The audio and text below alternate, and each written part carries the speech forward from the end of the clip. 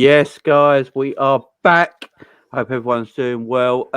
It's apparently the 28th of December, so big up to everyone. And apparently that's a Wednesday. 'Cause me and Cav were just speaking. We don't know what day it is.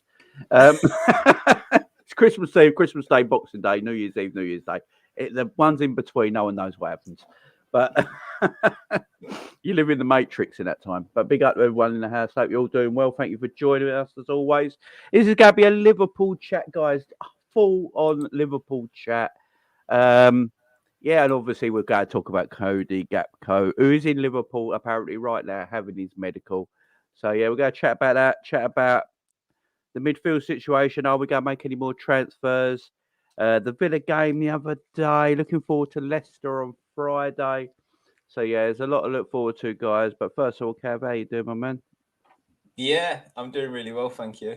Like you say, I'm in that sort of period between Christmas and New Year's where I don't know what's happening. My missus, she woke me up this morning. She got out of bed at like 6 a.m. I said, "What the hell are you doing?" She goes, "I'm going to work." I was like, "Oh yeah." I What's just, work? what's work? I've completely forgot about that. But it's nice for me Oh. because it's the only time of the year, Christmas, where I actually get a genuine break from work, because even weekends and I take annual leave and stuff, guys are still bothering me. So this is a genuine break I get, where I don't get bothered, and then I get to concentrate on stuff that I actually enjoy doing, which is obviously this podcast and stuff. So yeah, I'm living life right now. I'm feeling great. Excellent. Yeah, it's a good time of year, ain't it? Everyone's in good spirits at the moment. My kids, on the other hand, yeah. I think they're starting to feel the effects of Christmas, and they come down. So it's about all moaning now. Big Edward, how you doing? We had a good one. I had a good one. Yeah, definitely had a good Christmas, especially what happened of the family this year and everything. Yeah, we had a good time. We had a good time. Yeah, that's great for you, Jay. That warmed my heart when I seen that photo of you and all the family back together at Christmas, because you've been you've had obviously a tough time in the past year, haven't you, with Penny in hospital and stuff. So I imagine that made this Christmas really special for you. Yeah, definitely. She's doing really well as well. So she's walking and running around everywhere now, quicker than the physios thought she would. So yeah, she's doing really well as well. She wants to do a video, so yeah, there's probably going to be a Lauren, Penny, and Jamie video up quite soon. So awesome. Because she wants to say thank you to everyone. So she wants to do a little video to say thank you to everybody. So yeah, that'll be up. I might have that up as a New Year's special. So awesome. Yeah, look out for that, guys. Look out for that. Afternoon, Egyptian King. Hope you're doing well. And afternoon to everyone in the chat. I hope you're all doing good. We hope we're all doing good. So, guys, so Liverpool went into the transfer market this January. It's not even January yet. This is how quick Liverpool have moved. So, obviously, the other day we're playing Aston Villa. Boxing Day. I can't remember my flaming days now. It was Boxing Day. We were playing Aston Villa. 5:30 kickoff. I was doing a watch along with you guys. Great game. Liverpool getting a good result. 3 points, 3 wins on the bounce in the Premier League. And then an hour later, just news breaking. Liverpool are in talks with Cody Gakpo. 10 minutes later, Liverpool bought Cody Gakpo. It was just the maddest hour of transfer. I never even knew we was in for him. I thought it was all Man United. And then within, an hour, Cav, it's just basically all done. Yeah. Just Liverpool, they're the real movers in silence, aren't they? When it comes to transfers now, like, as much as like we as fans and journalists speculate and what have you, the only people that genuinely know what's going on is the scouts and, Julian Ward and Klopp themselves, because they do so much that we don't see. I mean, like you say, Gakpo was one I thought that was nailed on to be at United. We talk on these shows about what player we think we need, and we throw names out there and we talk about the guys that have been linked and rumored and stuff. And Gakpo wasn't really one we spoke about, No. I think because we all thought he was going to go to United. And also because, like, there were a few links to Liverpool, but they weren't very strong. And as quickly as they came, they went again. So it was a surprise, but it's a nice surprise, you know, like on the back of a win as well. First game, well, not first game because we played Man City, but, you know, first league game back after the restart to get a win and then to get the news that we're dealing with some of the issues we have in the squad. It's just really positive, and it just gives a bit of a feel-good factor back around the club again to us fans, and just makes us have a bit of a positive outlook. You know, we've got a long season to attack ahead, and we need to do well both on the pitch and off it. So this is a good start, I think. Yeah, exactly. So, you know, I know there's been a question in the last couple of weeks, and, you know, I answered my own question the other day as well. So when Luis Diaz got injured, obviously, and we found out the extent of his injury, I mean, he's done all his ligaments in his knee. He's basically got nothing holding his kneecap together. So he's going to be out for a while. It's looking like he's going to be out till the end of the season. If he's back before the end of the season, I'll be shocked. With that being the case and midfielders coming back, I know there's a lot of people on social media talking about it right now. There's a lot of Liverpool fans doing videos and all that. Is why have we bought Cody Gakpo and not a midfielder first? But Cav, do you look at it and go, I understand why Liverpool have actually gone into the market and bought a forward before a midfielder this January? Yeah, absolutely. I mean, this season we've been really let down by the midfielders. We know that, you know, because they've not been available. But at this point in time, the guys that wasn't available and are unreliable, they're actually available at this moment in time. You know, Naby is there, Ox is there, Henderson the same, Fabinho the same, Thiago, you know, Elliott's there. You got the guy sort of behind that, Bajcetic, come on the other day and scored, played quite well. The only person that's missing from that midfield is Arthur Melo, and to be honest, never really seen him anyway. So how much do you really count him? The injuries are in the forwards. You know, that's where we're short on numbers, and so you know, if we do lose one or two at that midfield again, which let's face it, we should expect by now, given their track record, we still actually have bodies there. You know, to have enough on any given day to go out and win. Whereas in the forward line, we really are just one injury away from being in a real mess. You know, if Nunez gets injured or touch wood, you know, Salah ever got injured, we would be, you know, you might as well write off the rest of the season. So at this moment in time, it was important that we got someone in there just as a body, just simply as a body. You know, we hope that they can come in and set the world alight, you know, and help us get wins. But just in terms of numbers, with having both Diaz and Jota out, we can see now with Firmino, he has his injury issues and stuff as well at this stage of his career. We just needed somebody in to help. You know, we've got so many games to play with the remainder of the season. If it's going to be a successful season, we're going to be in the Champions League, we're going to be in the FA Cup. We've obviously got all the league games there guaranteed, you know. And we only really have Salah, Nunez, Firmino sort of half the time, and Carvalho if you put him in that front line as starters in that front three. So we had to sign somebody. We had to, otherwise we're just taking such a big risk. Yeah, exactly. I mean, when you look at it at the time, we only had, well, Bobby got injured. I think Klopp said with Bobby he was only out for a couple of games, which is like a week at the moment. But so sorry to interrupt you though, Jay, but even a week at this stage is a killer because that's 2 games. Yeah, you know, 3 games in a week. Exactly. You lose them. You have a slight injury to 2 or 3 of your starting 11. You could draw 2 out of 2 games and then be 4 points off the guys you're chasing. That's how crucial it is. Yeah, exactly. Like, so we're looking at it thinking, right, so we've got Bobby, Darwin and Mo. They're our fit forwards at the moment. Bobby got injured. Ox had to come in. So in theory, we only had 2 fit forwards. I was making the same with you, Cav. I thought, go and get a forward in January. Go and get an attacker. But I never thought Cody. I never once thought. I'm gonna tell you the truth now. Cody Gakpo never came to my mind at all. I didn't think it was a deal we'd do. I didn't think it was a possibility in any kind of way. like everyone thought, he was going to Man United. Ten Hag and Gakpo have the same agent. Mm. How this didn't get done from United's point of view is quite embarrassing. But I never thought about Gakpo at all. And then, you hear the transfer fee for him, Cav, is 37 mil. Yeah, there's add-ons involved, but the add-ons ain't involved right now. The transfer is 37 mil. Is that a steal or is that a steal? I think in today's market, that's a great price to sign a player of his quality. Like, after a World Cup as well. I know Netherlands didn't have a great World Cup and their attack was pretty poor.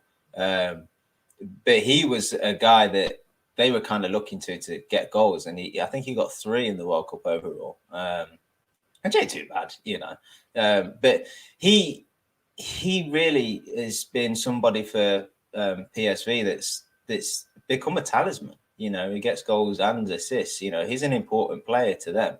He's well known around Europe. He obviously plays in the Europa League. So he's experienced and is able to show his quality in that competition as well. And like I say, off the back of a World Cup, for 37 million, that really is a bit of a steal. And you look at like all the other forwards that are out there in the world. I don't think there's loads. You can go to the instant ones. Mbappe, Haaland is maybe the best, maybe a Kane and stuff. But look beyond that. How many good forwards are really out there at that kind of price range? I don't think there's too many. So I think it's a great buy. Then look, the add-ons are add-ons. That's how Liverpool structure their deals now, don't they? They pay so much up front and they pay the remaining over the course of a year or two, and then it's all in bonuses beyond that. But if we end up paying the bonuses, it's because we've been successful, in league and Champions League, or he as a personally has played so many games for us or got so many goals and assists. So I don't mind if we end up paying them bonuses. It means that we've done well ourselves. So yeah, I think it's a good price. And in January as well. January is a hard market to prize players out of. He's the captain for PSV as well. So it's not as if we're just getting any old body. This is an important guy for his team.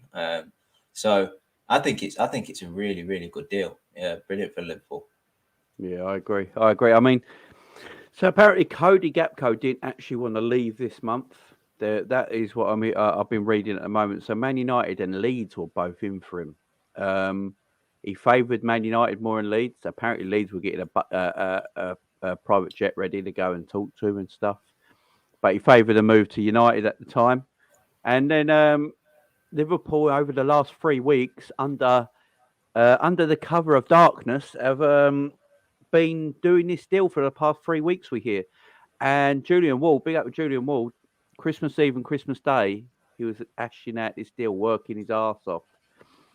Ashing out this deal to get the job, get this over the line with, because Man United fans might pretend they don't want him now. Oh, you want all that. We're never really in for him. You see the excuses coming out now. Man United were in for him. Man United wanted him. He was Ten Hag's number one choice. He wanted Gakpo over Anthony in the summer, but he was told he couldn't get him in the summer, so he went for Anthony instead. And then he was told he could probably get him in January or get him next summer. So they thought they were going to do some kind of deal. But Virgil van Dijk had a little word in his ear in the World Cup. People might laugh at it, yeah, but you have actually got to take that thing seriously, Players that play on international duty, if they're at a team and another team fancy, it helps. It helps Gakpo loads. He's international captain. Is that the same club he's going to go to? It helps out loads, and he probably got in his ear, probably gave him Jurgen's phone number. It just, Jurgen probably sent him out there on a mission. Jurgen was probably like, look, forget the World Cup, right? Just go out there. This is your mission. Hendo, Trent, this is your mission. They were side missions. Yeah, they're your side missions. When you're on GTA 5 and you got your main mission, but you can do these little side things on the end, can't you? Out the game. That's basically what we were doing. Klopp was just like, side mission, Trent. Trent, you're going to get no minutes, so don't worry about it. Just go and butter him up. And then Hendo went and took it far too far by basically grooming young Jude Bellingham. You know, and then Virgil. I mean, apparently Virgil was in it a lot. And do you know who else was in it a lot? People might not like this, right? People might not like this because he gets a lot of stick online. I don't know why. I like him. Got his book over there. Mr. Pep Linders. Apparently, Pep Linders is the main key in all of this. He's like Gakpo for 12 months. He's been wanting him to be at Liverpool for quite a while. You've got to remember, he was one of our top scouts, Pep Linders, when Jurgen Klopp arrived at Liverpool before he became a coach. He actually is the one who scouted Robbo. He scouted Robbo. And he's been after Gakpo for a while. I mean, he's Dutch. He's got some influence over in Holland. He can, obviously because he speaks the language, he can go over there and chat to him and stuff like that. Yeah, we can't not look at Pep Linders in this, can we, Kev? I think it has got his transfer written all over it. Yeah, and you got to think now. I know Klopp's the manager, but Pep's so heavily involved in everything as well. We focus on the tactics and the coaching, and some fans even believe that he does most of the coaching on the training ground, and sets up the team and what have you. And Klopp kind of oversees it and has his input when he needs to. But he actually has an input, as all the team around Klopp do in kind of every angle of the club, to be honest. And transfers and scouting is just one element that they concentrate on as well. I like that though, because as we've seen with other clubs, there can be a detachment between the coaching staff and the scouts. And if they have a director of football or technical director that does these deals, quite often there can be a bit of a disconnect between what the director of football wants and what the coaches want and the manager wants. So I like that these guys are all working together. They're identifying the same profile of player, and they all agree on who they want, because if you can all agree on that player and get the deal over the line, then it suggests that that's going to be a successful signing and do well for the club. There's no point, Julian Ward going out there and signing a player that he thinks right for the club, and Pep and Klopp not wanting them, because it just won't work. It's just putting square pegs in round holes, really, once you've signed them. So, I think Pep does have a big influence. I think obviously it's clear to see Jurgen himself really respects Pep and his thoughts on football and coaching, and and then obviously player analysis. So I think he is also playing a big part in transfers, which, like I say, is probably a good thing, as long as Pep's good at his job. Yeah, exactly. Look, Pep Linders, as I said, was Klopp's coach, was Klopp's scout. As I said, he scouted Robbo and players like this for Jurgen Klopp, and Jurgen has a lot of trust in him. Obviously, he has his ear, and if Klopp feels like he is a good scout and a good eye for talent. Now, no matter what you think of the man himself, people might think he's not a good coach or all this, but he might have a good eye for talent. You don't have to be a great coach to have a good eye for talent at the end of the day. And he might have a great eye for talent, Pep Linders, and Klopp likes that. Now, obviously, we heard that Julian Ward wants to leave at the end of this season because, as he says, the job ain't quite what it was a few months ago because things have changed. Do you think Pep Linders and Jurgen Klopp have got a lot more say in transfers now than they've ever had at the club? Yeah, massively. Yeah, massively. I think as time's gone on since they've both been at the club, they've had a growing influence on who we sign. But you got to remember, prior to Klopp and Linders, well, it was Klopp and Buvac, wasn't it, before Pep? But think time before Klopp, FSG did spend a bit of money. They just were poor at it. Damien Kamoli days, and when we had Roy Hodgson and all the signings under those guys, they didn't. FSG aren't football men. they're businessmen that own the club, and they understand sport, but they don't understand football quite as well as other owners. And so they need people that do, and totally. For a long time, the people that they were putting in place to assist them in making signings and, take the club in the right direction weren't good enough. And thing is, they brought in Klopp, and obviously now we've got Pep and Michael Edwards at the time, now Julian Ward. They are good enough. They are the people with the knowledge, and the foresight for, where they want Liverpool to be, the type of football they want them to play, the tactics, and then obviously the players to be able to do that. So, yeah, of course they're going to lean on them. Therefore, FSG would have learned over time, naturally, what they want and the sort of players they look for and stuff. But a lot of that responsibility will be on the scouts and Klopp and things like that. And they're all just one big team. I know it sounds a bit like, I don't know what the word is, like a bit of a fantasy thing to say, but they are, they will be having meetings and recruitment meetings and be sitting down once, maybe twice a week, and talking about the club as a whole and concentrating on different elements. And one of them will be recruitment, in which everybody, I think, will have a say. That's Klopp's way of working. That's his management style, is to get people around him that know better than he does in certain aspects. We had a, I'm not sure we still got him. We had a throwing coach. Like that tells you it all.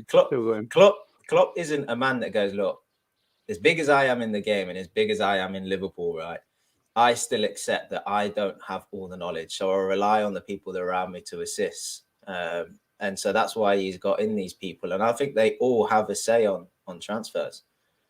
Yeah, I agree. Look, you still need a sporting director to do the job and get the deals over the line. But I just feel like Klopp wants, I think Liverpool going to start trying to get players Klopp wants now. So the way it's been, I can't remember his name now, the guy who was in charge of all the data and all that, Ian something, was it? I can't remember his name now. He's leaving as well. Yeah, he's leaving as well. Julian Ward's leaving as well. And it looks like we're going back to that, what I want to get sort of mentality. So Klopp's looking at players thinking, these are what I want now. I've got a base here. We need to add to it. I want certain players. That is why we never went and got a midfielder really in the summer, because I know we got a loan at the end of the transfer summer, but that was out of desperation more than anything, I think. But that's why it was a loan deal. But you look at what Klopp wants. Klopp wants Jude Bellingham. Now, this brings me to the Enzo Fernandez stuff. So I don't think Liverpool are going to buy Enzo Fernandez. I think that's done with now. What I'm reading now is that Chelsea are very much going to get him this January. They've offered the buyout clause, the release clause, whatever you want to call it, plus an extra 10 million so they can get in there first and structure the deal. It looks like Enzo's going to go to Chelsea, which I'm not surprised with, because Chelsea are just playing Football Manager and buying absolutely anyone with any name value without any idea what to do with them. So I'm not shocked by that one. But what they're saying is that Liverpool prefer Bellingham over Enzo. I always said it's going to be one or the other, not both of them, because they're big money transfers. I don't care if you've been taken over by an elite state-owned club. How many state-owned clubs buy 200+ million midfielders at the same time? Mm-hmm. I don't think there's one yet. You know what I mean? So it's always going to be one or the other for me. It's always going to be one or the other. It looks like it's going to be Jude Bellingham. Jude Bellingham is a summer transfer.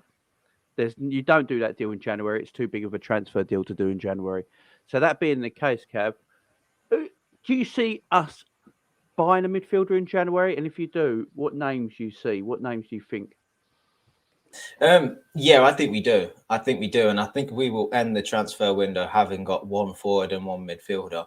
And, whether Gakpo or the midfielder is the player that we would maybe have targeted in the summer, we've brought one forward just because of the injury issues. I agree with you, Enzo and Jude. I don't know where this come about. I mean, we've known about Jude. He's been linked for frigging, almost a year at this stage.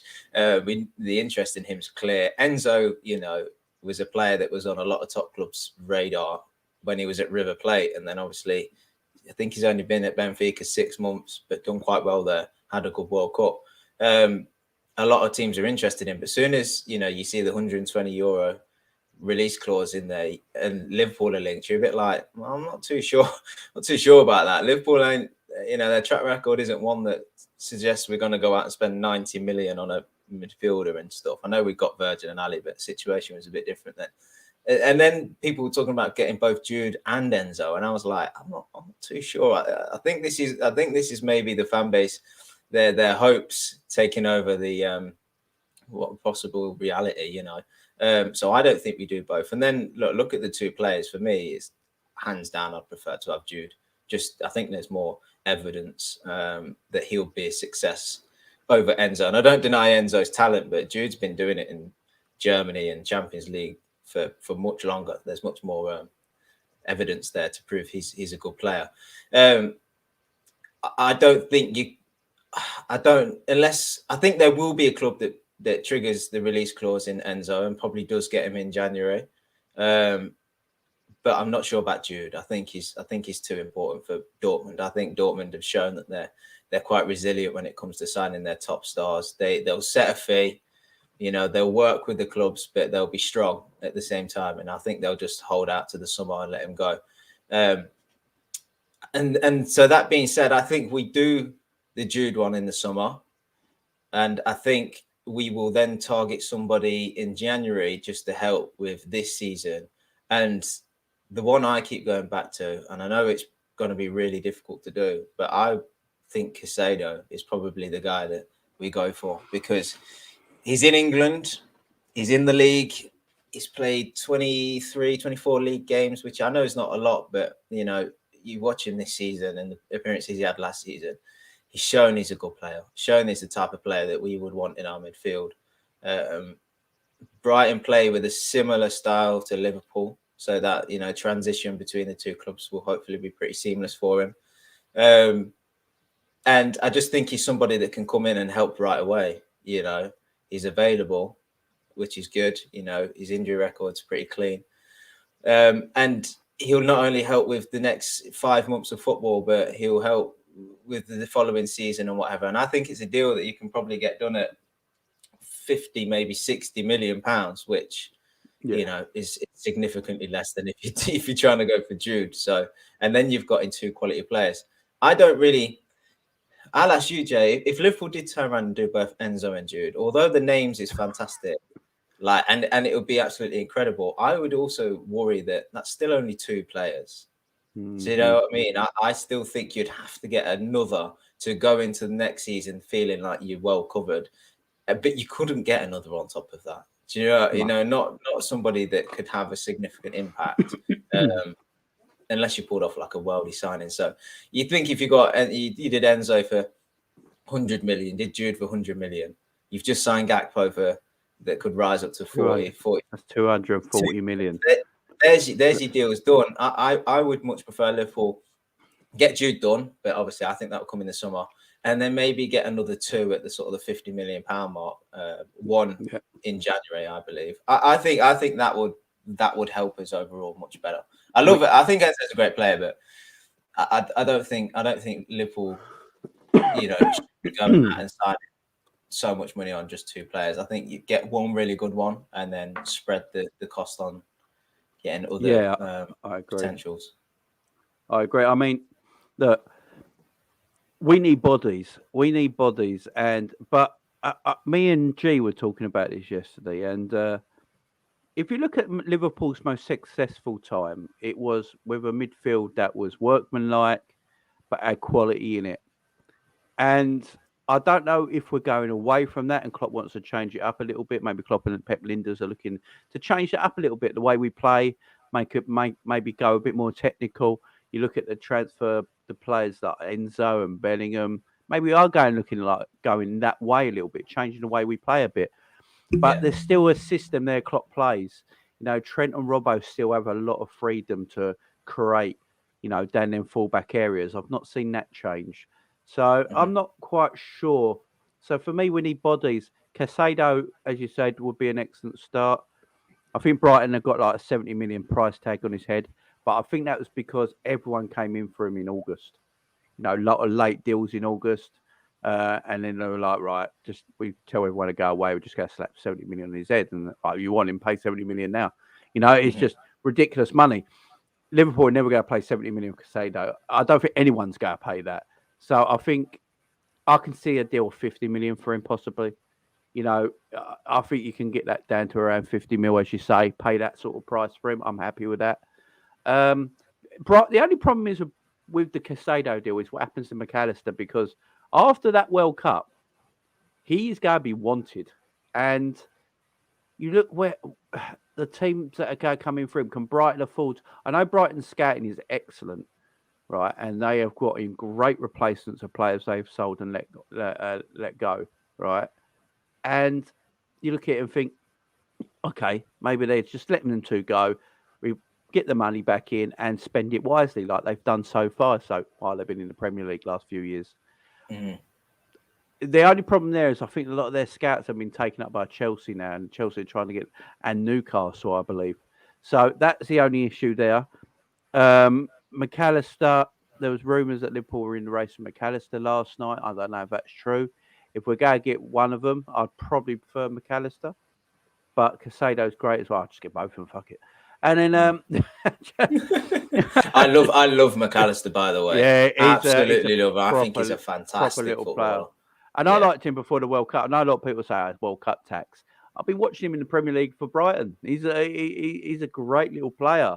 Casado, great little player. I've actually seen McAllister more than Casado, I will say. I've actually seen McAllister play a little bit more on Casado, even for Brighton. You just got to be careful of things. I remember everyone wanting Basuma. And he looks terrible now. It's just, he can't even get in Tottenham's team. I mean, yeah. And he's playing under Antonio Conte, who's defensively sound and defensively wants structure in his midfield, and Basuma can't play. I mean, we just got to be. Sometimes players can look really good in a small pond. Do you know what I mean? And when they come out of that small pond and be bit with the big fish, they don't look as good. But Casado's got athleticism and mobility that I like. Gets stuck in. McAllister's great with the ball. We could buy 3 or 4 very, very good midfielders for the price of one Enzo Fernandez. Yeah. Yeah. And I think that's what Liverpool are looking at as well. Yeah. Let's bring I out know. Oh, look at this. The A team is all together. Look at that. Look at these two coming in like fucking tag teaming. Hey, man, we got carried away. I was playing FIFA, innit, brother, and I forgot the time, brother. So allow me, man. You're all right. What's going on, boys? Oh, man. Yeah, well, good. This is just a chilled one, guys. Talking everything Liverpool Football Club. Obviously, talking about Gakpo coming in, apparently having his medical today. Midfield transfer options we're looking at. We're just talking about the Enzo deal. It looks like Enzo probably going to Chelsea now. Chelsea apparently hit his release clause. The Chelsea one, I'm not surprised with, because as me and Cav said, they're playing Football Manager and just buying anyone with a name without any clue what to do with them. And then we're just talking about it was never going to happen that we buy Bellingham and Enzo. I mean, it's just not possible. And like I said, even the state-owned clubs, I've never seen a PSG, a Man City, buy 200 million plus midfielders at the same time. So it's not just impossible for us; it's impossible for everyone, because there's a thing called FFP that you got to be careful about. So it looks like Liverpool I'd rather have Bellingham over Enzo, which I know makes a certain Savage very, very happy. Bellingham's better than Enzo, bro, so it's what it is. And like everyone I'm speaking to prefers Bellingham as well. So if that's the one Klopp wants, we should go and get him. But as me and Cav were just saying, guys, January ends. With Gakpo, looks like it's done. Yeah. Midfielder desperately needed. Do we buy one this January, or do we leave it all to the summer? What's your feelings? And if you do think, who do you think it is? I want one more, and my thoughts is, and I know it's probably going to be a wild shot, I want Frankie de Jong. Come on. I think wild. So here's my thought process behind it, right? We need a box-to-box type midfielder that's not an injury-prone one. I know Ox and Naby are back fit, but at the same time, how long can we rely on them? Henderson looks like he's on it again. Flacco looks like he's back on it. But it's just, I think we need another bit of class in that midfield. And I think adding someone like a Frankie de Jong, he's good on the ball. He can transition play very, very well. He scores goals. He can create opportunities. His level of fitness is superb. He can run all day. Perfect kind of clock player. The price tag as well, they're saying is around 67 million. That's not bad to get a player of his quality. And Savage said to me the other day about we don't really have players within that 25, 26 bracket. We normally have the older end or the younger end. And I think now we're going for the middle ground, getting these 25, 26-year-old players. Yeah.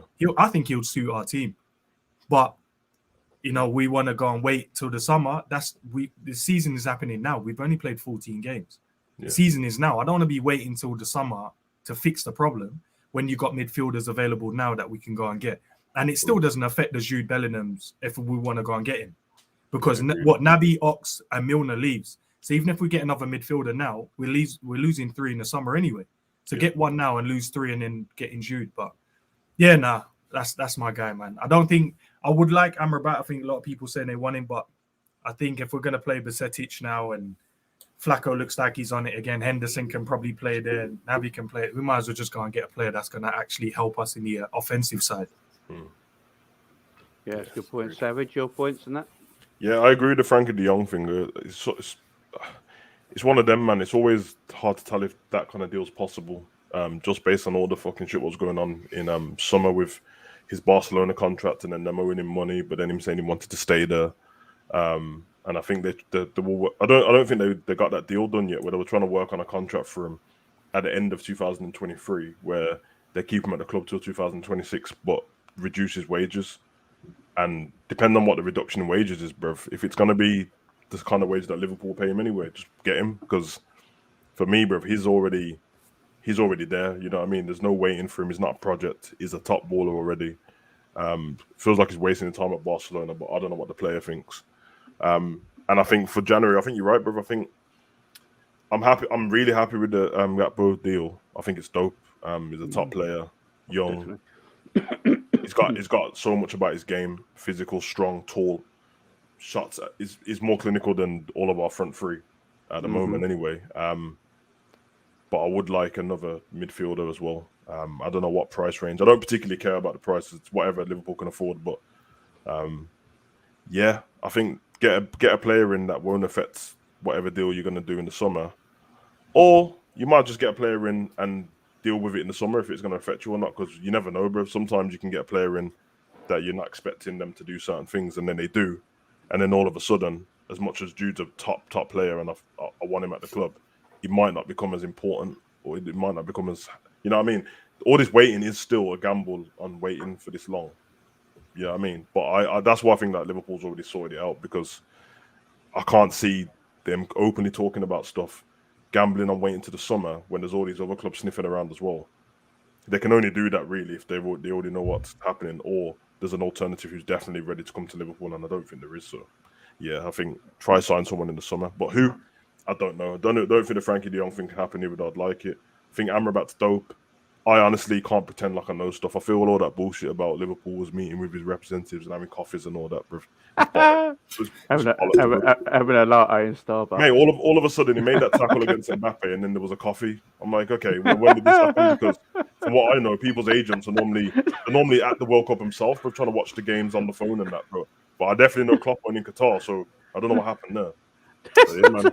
There was a coffee. Now, people talk, bro, I can't trust this stuff online, bro. I remember when the transfer window was open before, and they said that Peter Crouch was in a helicopter, and he was like, I was in McDonald's while I was watching Sky Sports. Yeah, man. I don't know about that. There was a coffee. There was a coffee. I love it. I love it. Just threw me a bit. No, you're right there. Like the Frankie de Jong, though, I just don't think, knowing FSG and Liverpool, how they do business, would deal with Barcelona with what's going around with Frankie de Jong at the moment. I don't think Liverpool would trust them. That would be their only. I think Liverpool buy him, and all of a sudden Liverpool then got like a £300 million debt out of nowhere. Because like written in the contracts or something like that. Oh, so mate, I'll be reading them contracts frigging 2 or 3 times, dealing with Barca. I mean, I wouldn't, but he's a great player. He's an excellent player. That is not. He needs. Although it's at Barcelona, I just don't think it's working for him there. He needs. He looks like he could play English football in the Premier League. I think he'd look amazing. I think Gavi and Pedri outshine him, to be honest. Yeah. I mean, Pedri, Jesus. But you're never getting them two, so. No, yeah, they're Barcelona for life, aren't they? Before we carry on, guys, we've got over 300 people in here and only 88 likes. Come on, guys, hit the button, get the likes up. Not good enough. So, guys, hit that like button. It only takes you half a second to do. It helps out the channel massively. So, yeah, hit that fun button underneath the video right now, guys. Yeah, big up. Whatever happened to the fan base sucking off Barella anyway? Remember that? When everyone was trying to suck him off daily, bruv. Hey, some still do. Some still do. Some still do, Barella. But look, Enzo, so David Lynch just tweeted out, reliable source. He's just tweeted out and said, Liverpool want more this January. Jude's a summer deal, and Enzo Fernandez is not one of them. So we're definitely not in for Enzo. I think it was the thing of Liverpool were talking to him because you got to do it properly. If Liverpool might have been interested in him and Jude. And I've always said it's one or the other. And if Jude's you feel like, Jude's definitely going to happen, then there's no point continuing with the Enzo stuff. If Jude weren't going to happen, then the Enzo stuff was, you go to the Enzo. So that, I think because them two players are reasonably similar ages and all that sort of stuff, I think that's why Liverpool are looking at both of them. But again, everyone said just get both of them. And as I said, the problem is that there's a thing called systems and balance. You got to make sure you can fit all these players into a system and a good balance in your team as well. You can't just play them because it's not FIFA. You can't just play all players in random positions and, because you just want them all. Yeah, that's not how it works, is it? But look, so Amrabat is one. How does everyone feel in Amrabat, Cav? I must admit, like when I look at midfielders now for Liverpool, the first thing I sort of focus on is like availability and how reliable they are. And then I look at like I will never. And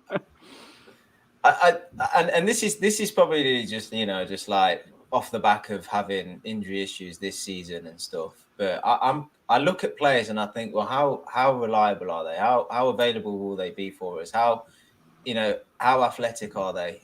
Are they combative? Are they energetic? Do they get about the pitch? And then I look at what their like end product is and would they contribute with goals and assists? And maybe that's not a right way of thinking, but I think perhaps it's because like our successful years, as you mentioned earlier, were with a quite workhorse like midfield. And then obviously combined with the injury issues we have with midfielders, I'm just like a bit hit with having such bad reliability. But then and then you talk about Amrabat, and I kind of felt like he ticked a lot of them boxes.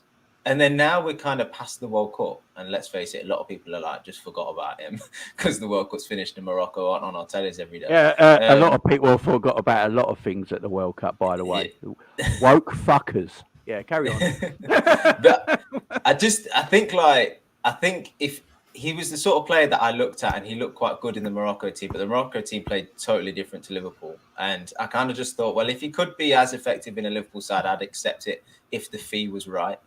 It'd be one of those where I'm like, at least there'll be a guy in there that, is available every week. He's going to get about the pitch. He's going to put his body about. He's going to break up play and then just, give it to the guys that are more technically better than him to go and create and stuff. So I was looking at it from that point of view.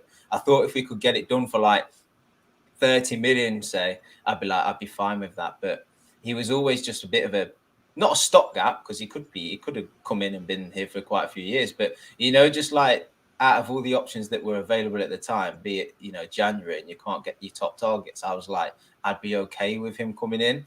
But truth be told, like if this was summer and we're looking at all the available options, this guy wouldn't even be in my top 5. I have to be honest. It's just when when you've been through a period of where you've had all them injuries, you kind of just not needy, but you kind of, for me, I'd sort of drop my standards without kind of thinking about it, to be honest.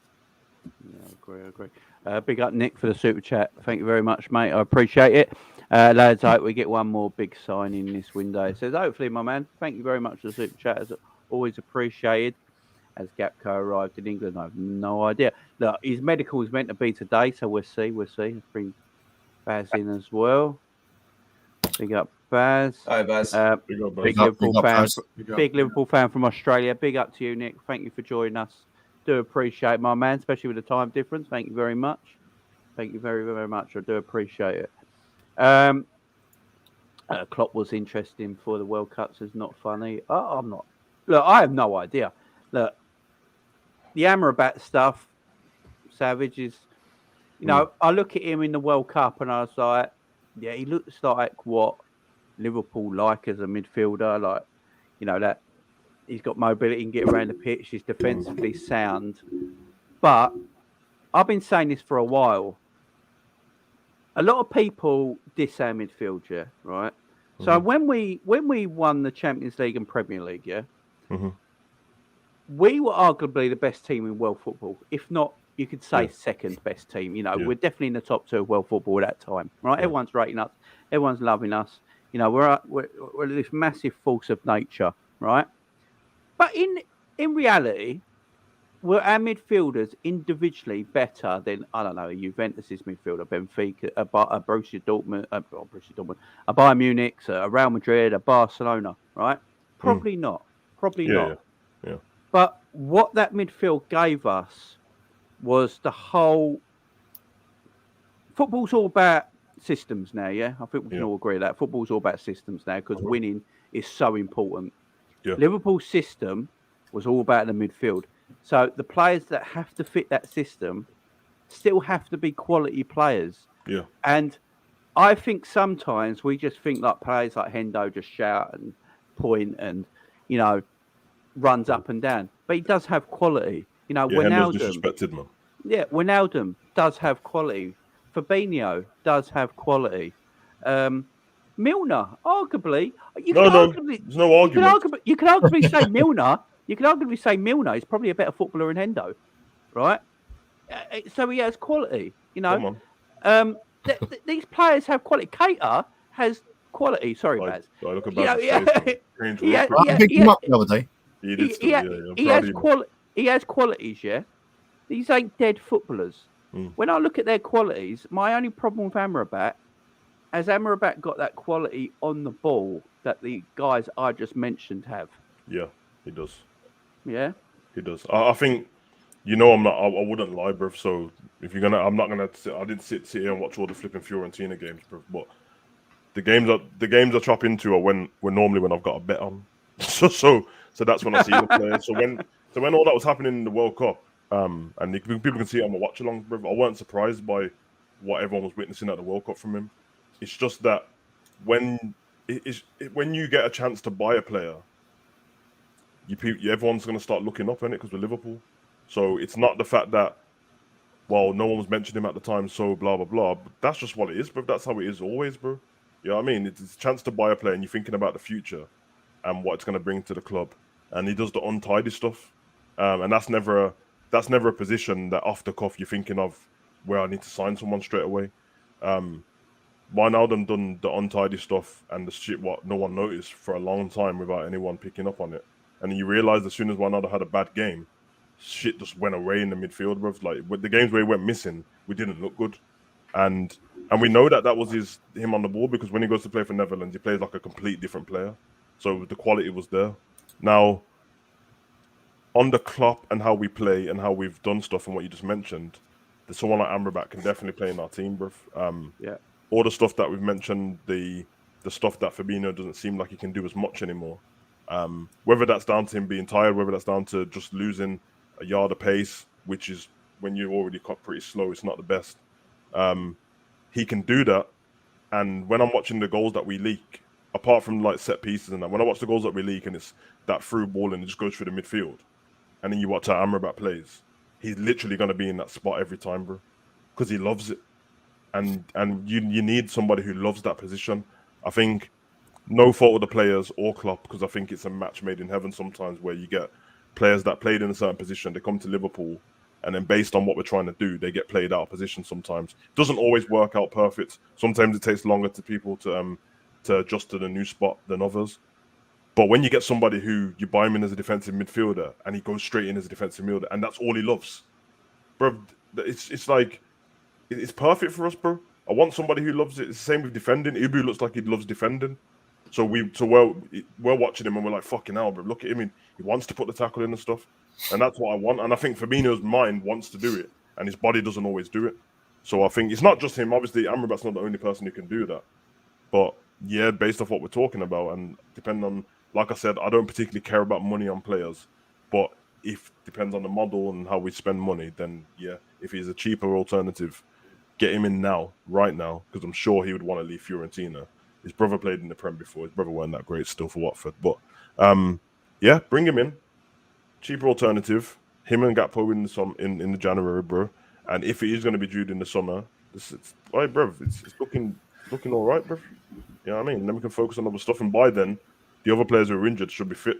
And it looks like a complete different team. Because 6-7 months ago when we played against Newcastle at the end of last season, and I remember the camera going to our bench, bro, and it looked nice, bro. It was packed. We had rested players. We still won the game. And then all of a sudden, we have one summer, and all of a sudden our team's shit, bro. I think people need to like recognize what players we've got, man. They're not shit. Shit are changing, man. You know what I mean? So yeah, that's my views. We've lost players. We've lost depth. Yeah, we have. Yeah. The depth's a bit of a myth, though, isn't it? Because even some of the players that are gone weren't playing anyway. It just looked made our bench look like eye, didn't it? Yeah. It's like putting an Armani suit in a Primark window, ain't it? Big up Ash, manifesting Frankie, changed the profile, even brought some crystals. Got the missus and kids chanting free Frankie every little while. Ash is a fucking G, man. Big up Ash, man. Big up Ash. I'm gonna say something to you guys as well, because I was listening to this last night. Because I don't know a lot about Gakpo, right? I don't know a lot about it. And I'm going to pretend I watched every PSV game, watched every position he played for PSV and all that. I saw him play against Arsenal, and I saw him in the World Cup. Mm-hmm. There's a lot of talk. Now, this might be a mad one, right? Everyone thinks he's coming in as a forward. There's a lot of talk that he can play midfield because of his attributes. Ends. What do you think? Because there's a lot of talk on this. A lot of people are talking about it. And because everyone's keep going, why are we buying another forward as well? I mean, me and Cav said earlier, I think we needed a forward because Diaz's injury. But is Gakpo actually maybe short-term forward option because of Diaz's injury, long-term midfield option? Look, there's a lot of talk about it. Klopp's the manager, so we don't know, bro. If he'll come in and play left back, who knows? Listen, he is predominantly a left winger. He can play across the front, so he can play up front. He can play on the right. At the moment, we've got injuries down on the left-hand side, so I think he's going to go and make that position his. We've kind of stuck with the 4-3-3 at the moment, so it'll be him, Nunez, and Salah going forward. Maybe we won't see him in terms of the Brentford game because I think that's when he's available.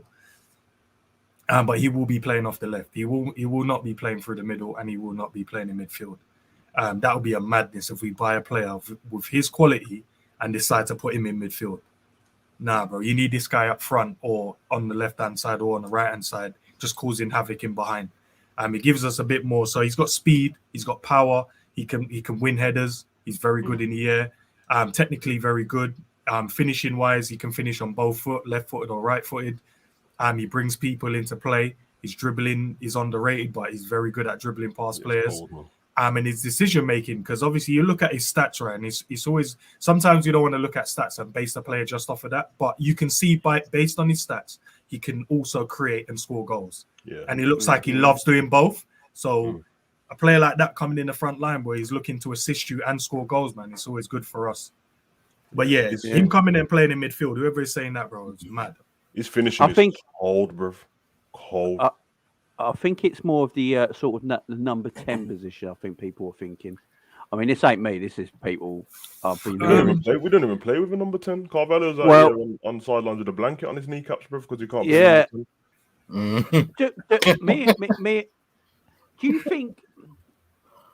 Let you guys answer this. Do you think Klopp might be thinking of changing? I don't know the system or formation a little bit because come a bit more, I don't know, techie or something like that, playing a different kind of way because the players we're getting in, you know, trying to find room for them all at this moment.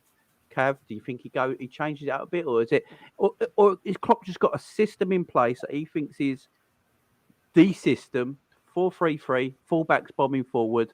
You get that midfield sorted with the players that suit that system. Everything goes back to normal again. I think 4-3-3 is the formation that Klopp would preferably stick with, but I think Klopp is more open to change now than he perhaps once was, and I think he's. We talked about like the industrious midfield we once had, and we're probably looking at different types of profile of players and stuff. I think Thiago being in the midfield kind of changes that as well. There was a point in time where people were really clamoring for a Fabinho and Thiago double pivot and having an extra attacker in the side. I think that's maybe something they might explore. If Fabinho doesn't come good this season and we look to get more of a defensive-minded midfielder, Amrabat or somebody of the likes that can work in a double pivot with somebody like Thiago, then yeah, quite possibly we could see an extra forward. If that's Gakpo, you know, as a 10, then maybe. I think people are kind of looking at that and weighing it up because of his ability to both score and assist, and the fact that he works quite well between the lines, and that he's like comfortable at receiving the ball. He's strong. He can hold people off. He can drive into space. He'll take a shot from outside the box if he needs to. He'll also try and play a ball between defenders to assist his teammates if he needs to. He's very good at, I think his preferred position is out on the left. We've obviously seen him out on the right for Netherlands. I think he's somebody that would tend to drift more in field, you know, and there's been when I've listened to other people speak about it, and they say he's quite good at, you know, getting his head up and picking people out in the box. He's actually a very good crosser of the ball. So I think like a lot of people are looking at like all his physical attributes and like what they've probably seen glimpses of him do and think, well, he's a guy he's so composed in front of goal and around the 18-yard box that try and get him everywhere. And then obviously the position to do that is probably like a number 10 and just give him that license to roam. I also think, you know, like people are looking at it from the opposite point of view and thinking, well, if you just solely play him on the left, do you sort of nullify some of his abilities? Do you want him closer, more central to goal because of that shooting ability? And we don't have a lot of guys that are willing to shoot from outside the box. So people are trying to thinking about getting him into them positions where he's able to sort of affect the attack in that respect. I think the really exciting thing for me is when I look at our team at the moment, like when we compare him to Nunez, who's got like incredible physical attributes, right? Big, strong, you know, rapidly quick, but quite frantic and in front of goal. I think like Nunez's ceiling is much higher, but Gakpo's is a player that would come in and looks like he's just composed in the box. He probably doesn't have like the ceiling. His ceiling's not as high as Nunez is, but you could see him coming in and making like an immediate impact and being that guy that just gets a goal or assist and just influences a game. He wouldn't stand out. You know, if Nunez comes in and has a good game and bags a hat trick, he'd get all the headlines. Like he'd be the guy you're talking about. Whereas Gakpo, I think, is someone that would just go about his business and just give you a good performance week in, week out, and then either get a goal or get her an assist. But probably not steal the headlines. I think Nunez and Salah would. So I'm quite, when I look at him as a player, he looks like he really understands what he's good at.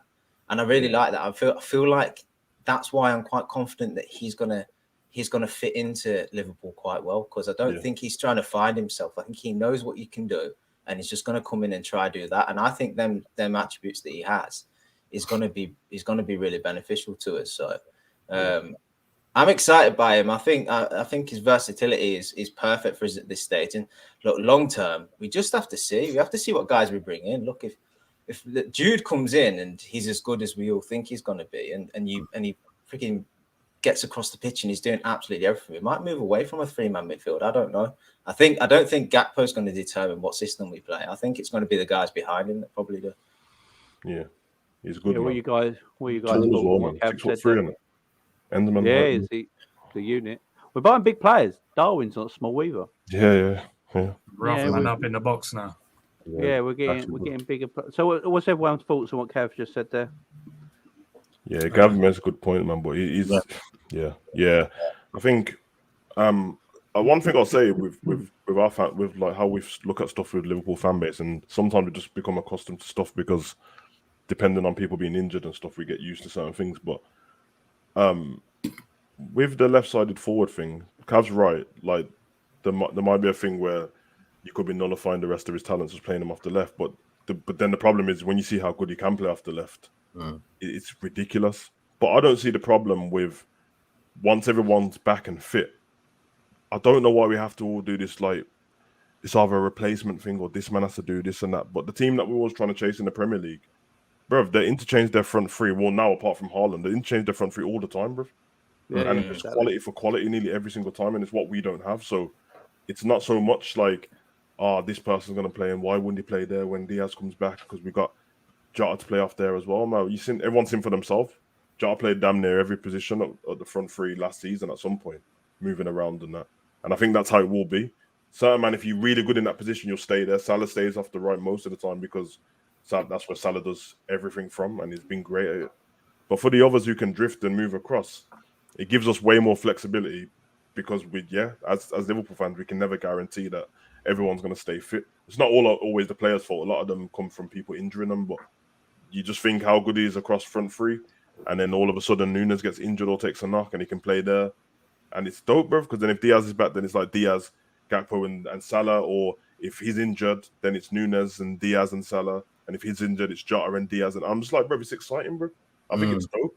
And Cav's right, as long as we get what's right behind them, I think he can be dope. I really think it's kind of exciting, bro. It's kind of exciting. Yeah, I'm so happy he's at the club. I think this signing is bigger than people are making out already. Facts. I know that it seemed like it came out of nowhere, but it's a massive signing. He's young still. I think it's dope, bro. I think it's dope, and he's so clinical, bro. It's unreal. So, yeah, his shooting ability. Savage said it earlier. Is incredible. You know where you just. I know we all do this, right? When we sign a player, we go, especially if we're playing a league that isn't the Premier, we don't see them every week. We go on YouTube, we watch them, right? And you should never judge a player off that. But when you see someone hit a ball with that technique, you just know they've got it.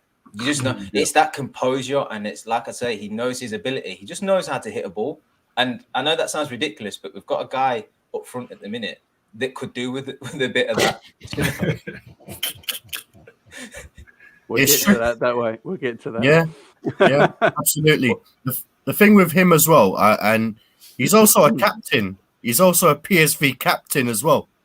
You know what I mean? So he's got leadership there as well. He's got the right brain for it, and he also takes penalties. You know, he's a good penalty taker as well. So yeah, I like him, man. Yeah, you know what? Like the two, you know, Cav and Savage so far. They're spot on. They're spot on. Absolutely everything. Yeah, and it's here now, isn't it? It's in England now, isn't it? I've seen it on Sky Sports. He's at the club now with his medical. Nice, man.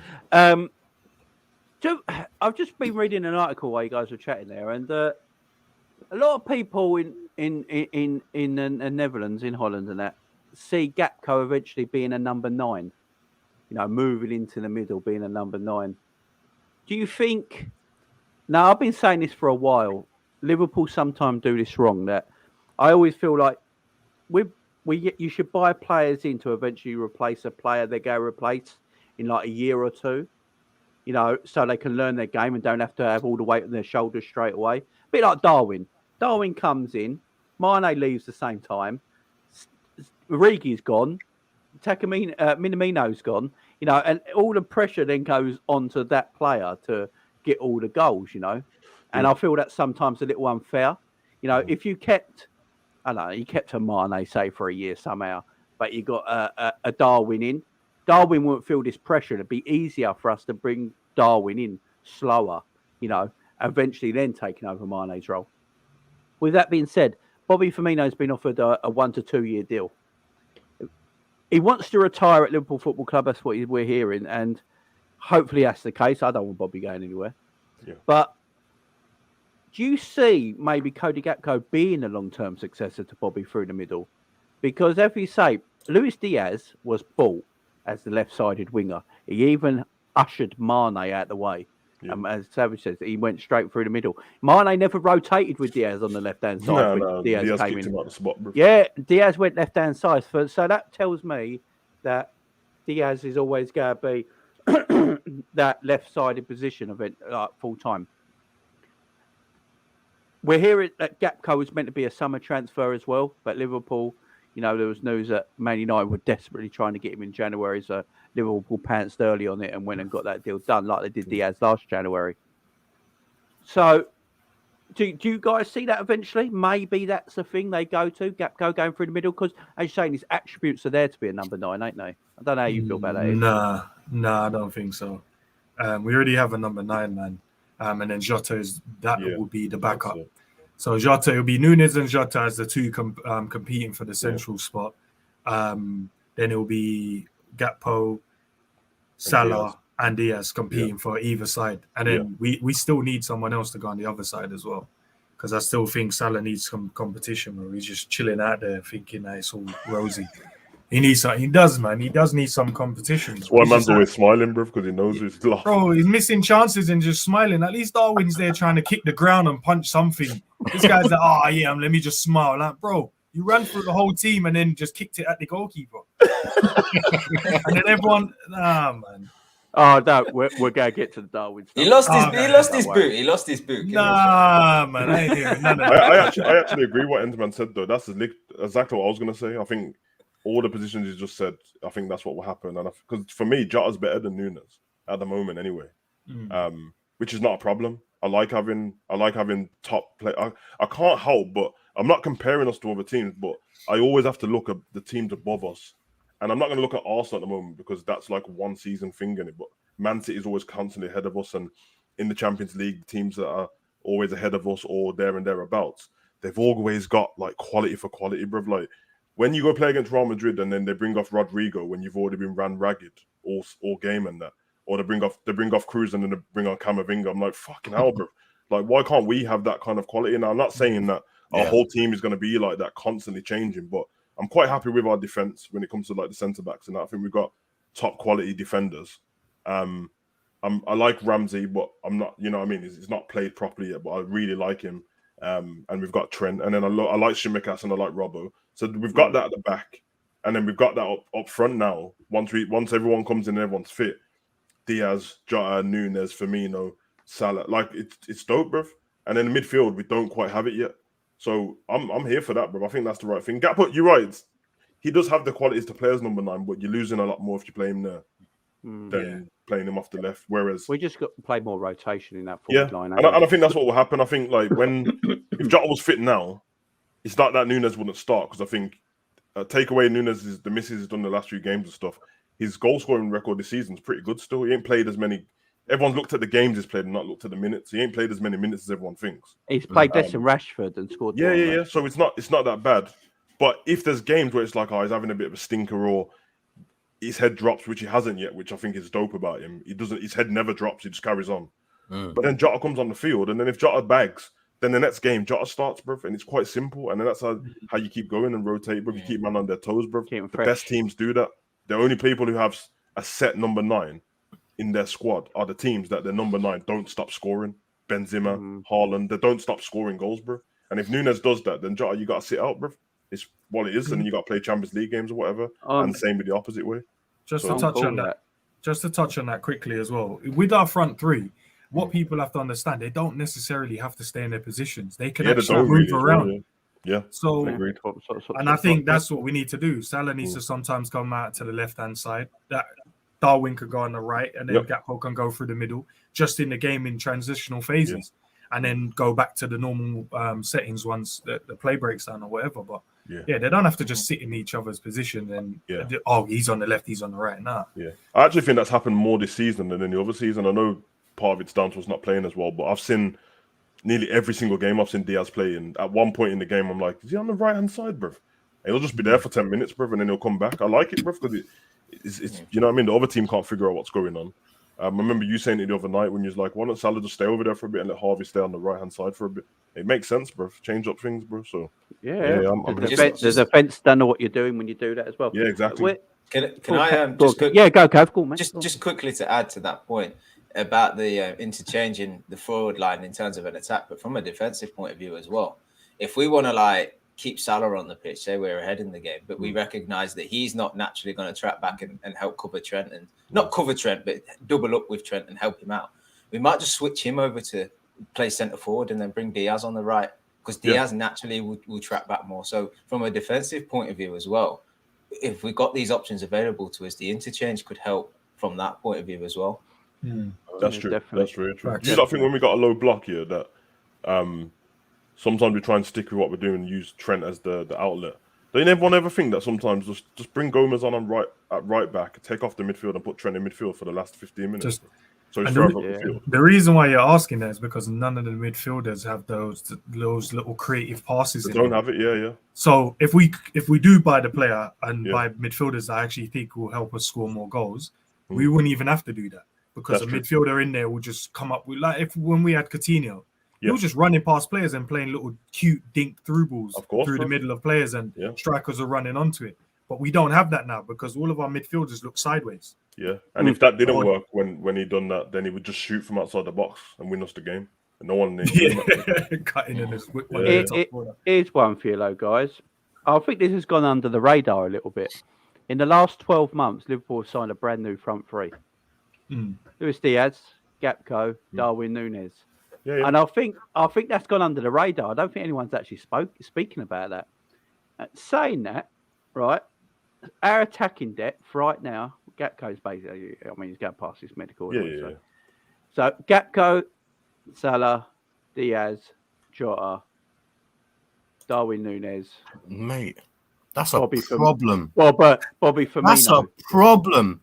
When all fit, is that the best attacking depth in the league, or is it still yes? Yeah, no, facts. Hell yeah. It's best in the league for depth, bro. Yes. And that's one thing in depth we've got. Yeah, and if you've got that, you've got Ali as your goalkeeper. Quaven Kelleher, well, there's reports coming out today as we've been live that Quaven Kelleher might leave next season because he wants first team football. We all knew this would happen because he's too good. So, but if we can persuade him to stay for another year, that's a quality number two. Virgil, who we can all see now that Virgil's still Virgil. He might not be the best version of Virgil that year when he should have won the Ballon d'Or, but that was just ridiculous. This is still an elite version of Virgil. I don't get the Virgil hate at the moment. I really don't get it, because I've witnessed with my own eyes we are shit at the back without Virgil. Right? I watched Matip and Gomez play together against Man City. No leadership at the back. If Virgil weren't playing against Aston Villa, I think Villa equalised, made that 2-2. Yeah, it's always got to be Virgil and someone for me. I'm never confident when it's two of the other ones, bro. You know when they always say you never know how good an artist is till they died or something like that. You know what I'm saying? It's just with Virgil, we don't realise how good he is till he's out of the team. Yeah. You know what I mean? Like when he comes back in the team, it just shows Virgil's quality. We got Konate. Let's not forget about Konate, guys. £36 million we paid for him. 36. He's going to be the centre back around. I'm telling you. You got Trent, who's still young. Robbo's still young. Robbo just broke the assist record for a fullback. No, it doesn't get enough headlines. I don't know why. I have no idea why. If that was a Man United fullback, we wouldn't stop hearing about it. Yeah, trust me. The way they used to speak about Leighton Baines and that, brother. You don't hear enough. You don't hear enough about it. Robbo's elite. Yeah, you got that forward depth.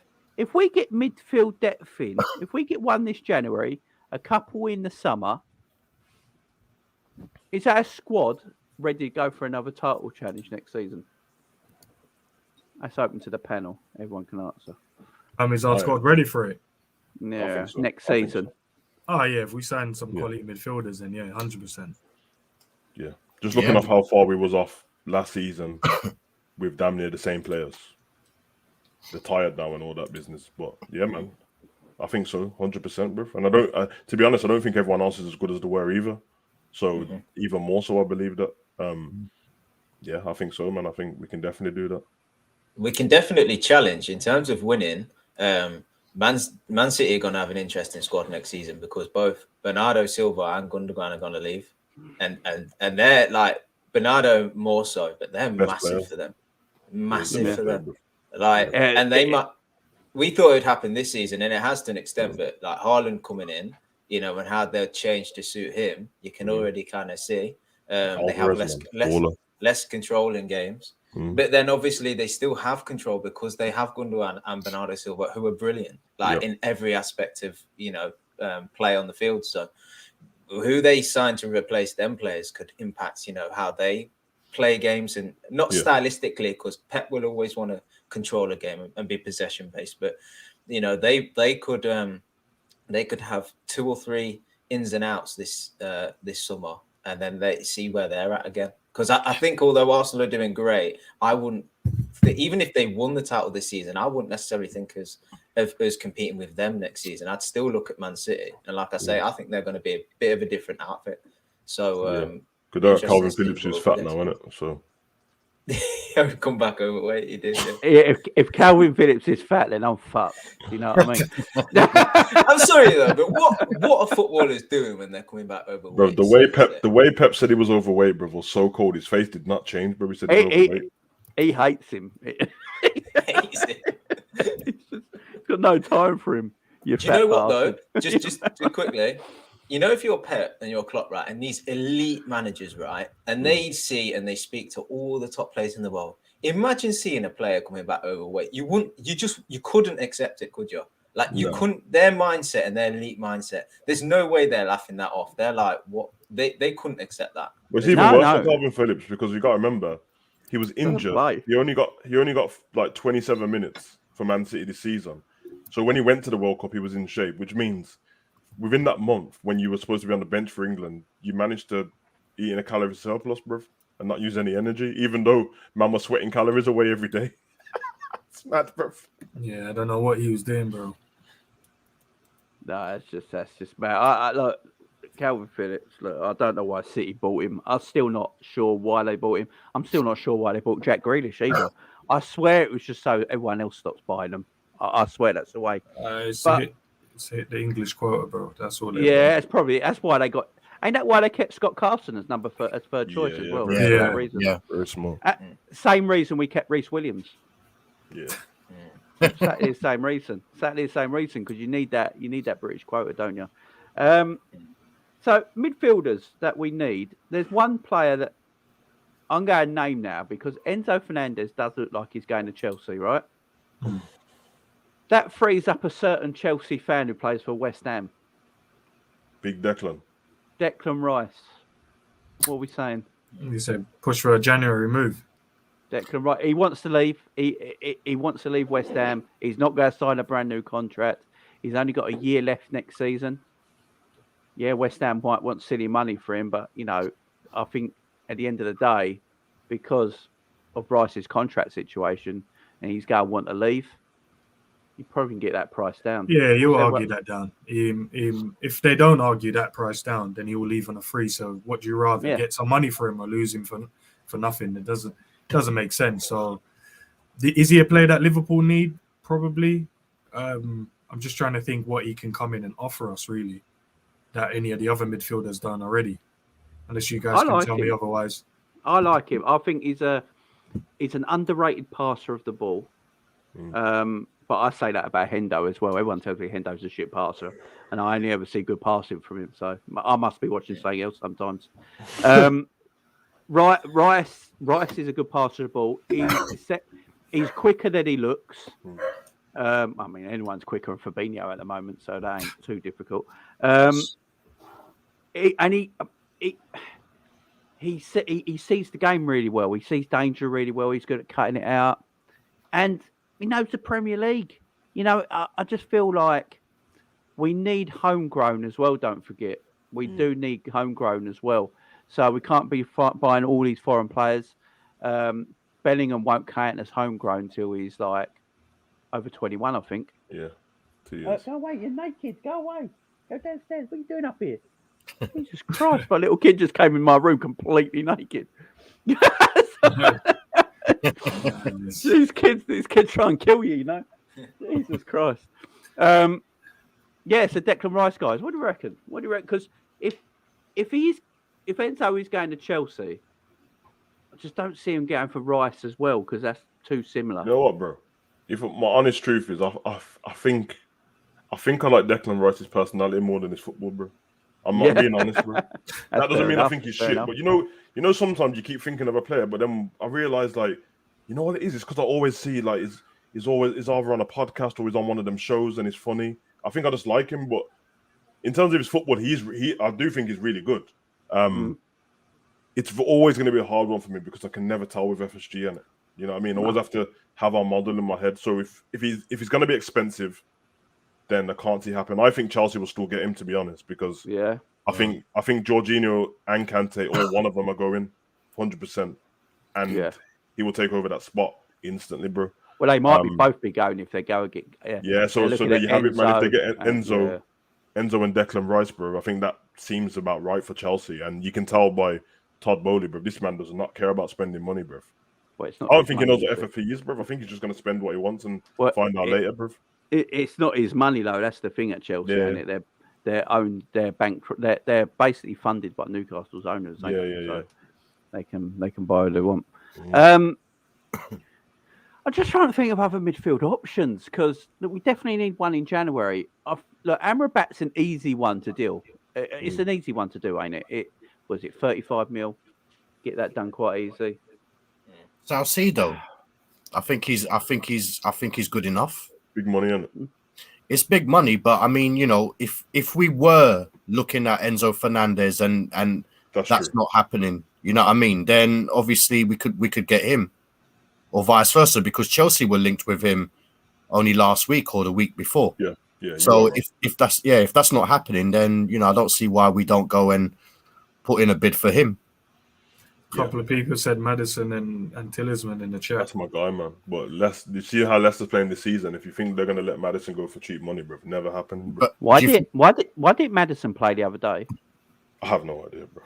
See him in the stands. Did you see that picture of him? Yeah.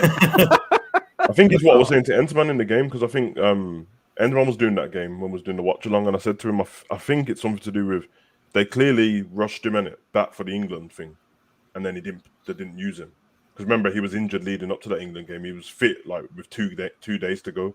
And I think as soon as they brought him back, they're like, nah, we're not risking him to actually get injured, let him whatever. But yeah, it's always a bit weird with Maddison, to be fair. I think he's amazing, Maddison. I love that guy. And I think what you said earlier, Jamie, if it was, I don't think Klopp will ever change the 4-3 per se, but you know how this season he rotated between a couple of the different formations? I think there can be times where he would do that. And if they'd ever done that, Maddison in number 10 rules lethal, bro.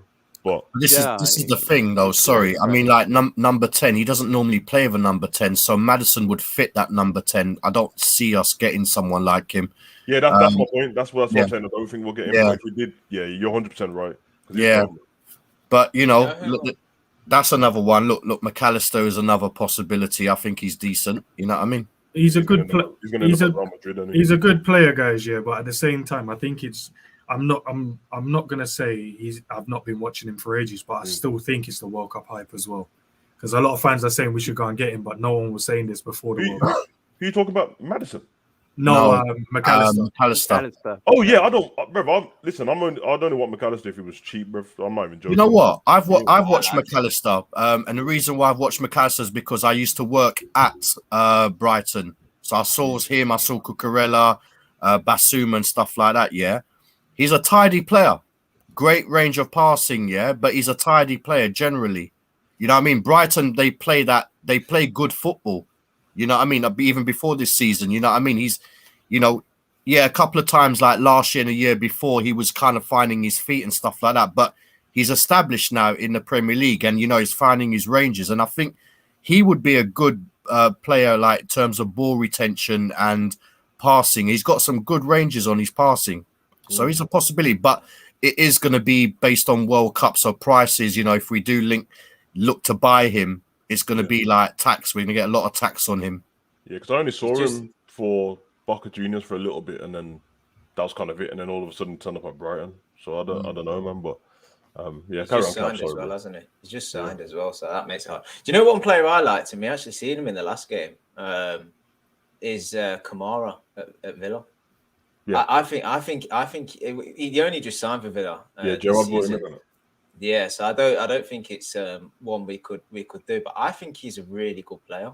Yeah. Like he's a defensive midfielder, right? Gets about the pitch well, quite good in the challenge, but he's technically quite good as well. Yeah, Like yeah, he's got brilliant feet. Like, and you even seen it in that Liverpool game. Like when he's being pressed, he'll do a little drag back and stuff to get round someone and what have you.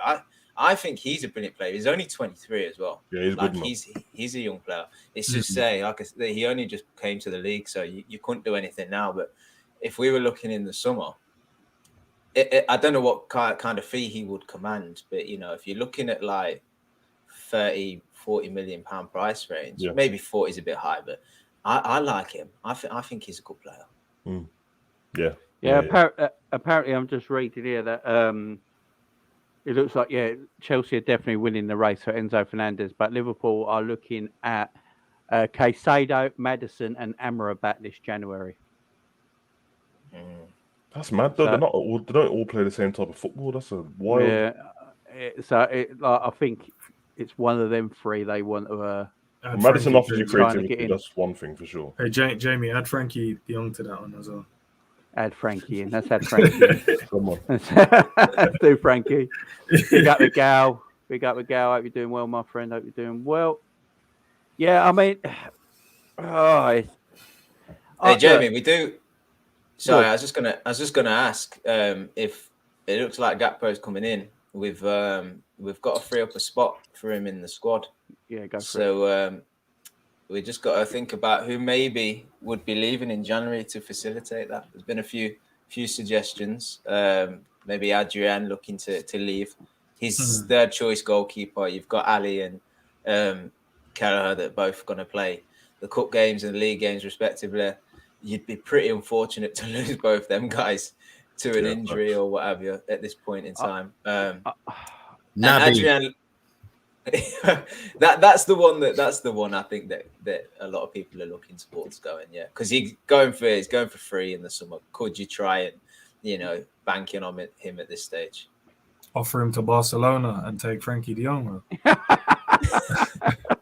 Does it, Cav? What you said there, I think it makes sense. Does it have to be a foreign player? Is that what you trying to I think it's the foreign player spot that has to be freed up. Yeah. Because if not, I was about to say, bro, they might sign Nat Phillips, bro. I was about to say Nat Phillips because Nat Phillips is out of contract in the summer. Because I want to keep him, but for his own sake, I would see why he would want to go. He ain't gonna play, bro. Is that bad business not being able to recoup some money for Nat Phillips? Because this guy he can do a job for many teams. Business. I think that's. I think it's a timing thing. I think it's a timing thing. I think he's a better defender than Joe Gomez, right? I just think he's better at the defensive side of the game than Joe Gomez. Don't let Ensman hear that, bro. But he's not a better athlete than Joe Gomez. And in today's football, you need to be an athlete. And that's why Nat Phillips don't get in the Liverpool team enough. Simple as that. If Nat Phillips had Gomez's athleticism, he'd be like third choice, without a doubt. I'm telling you that right now because he is great defensively. Well, great, but he's very, very good defensively. He hasn't got the athleticism of a Joe Gomez, and in today's football, you need that.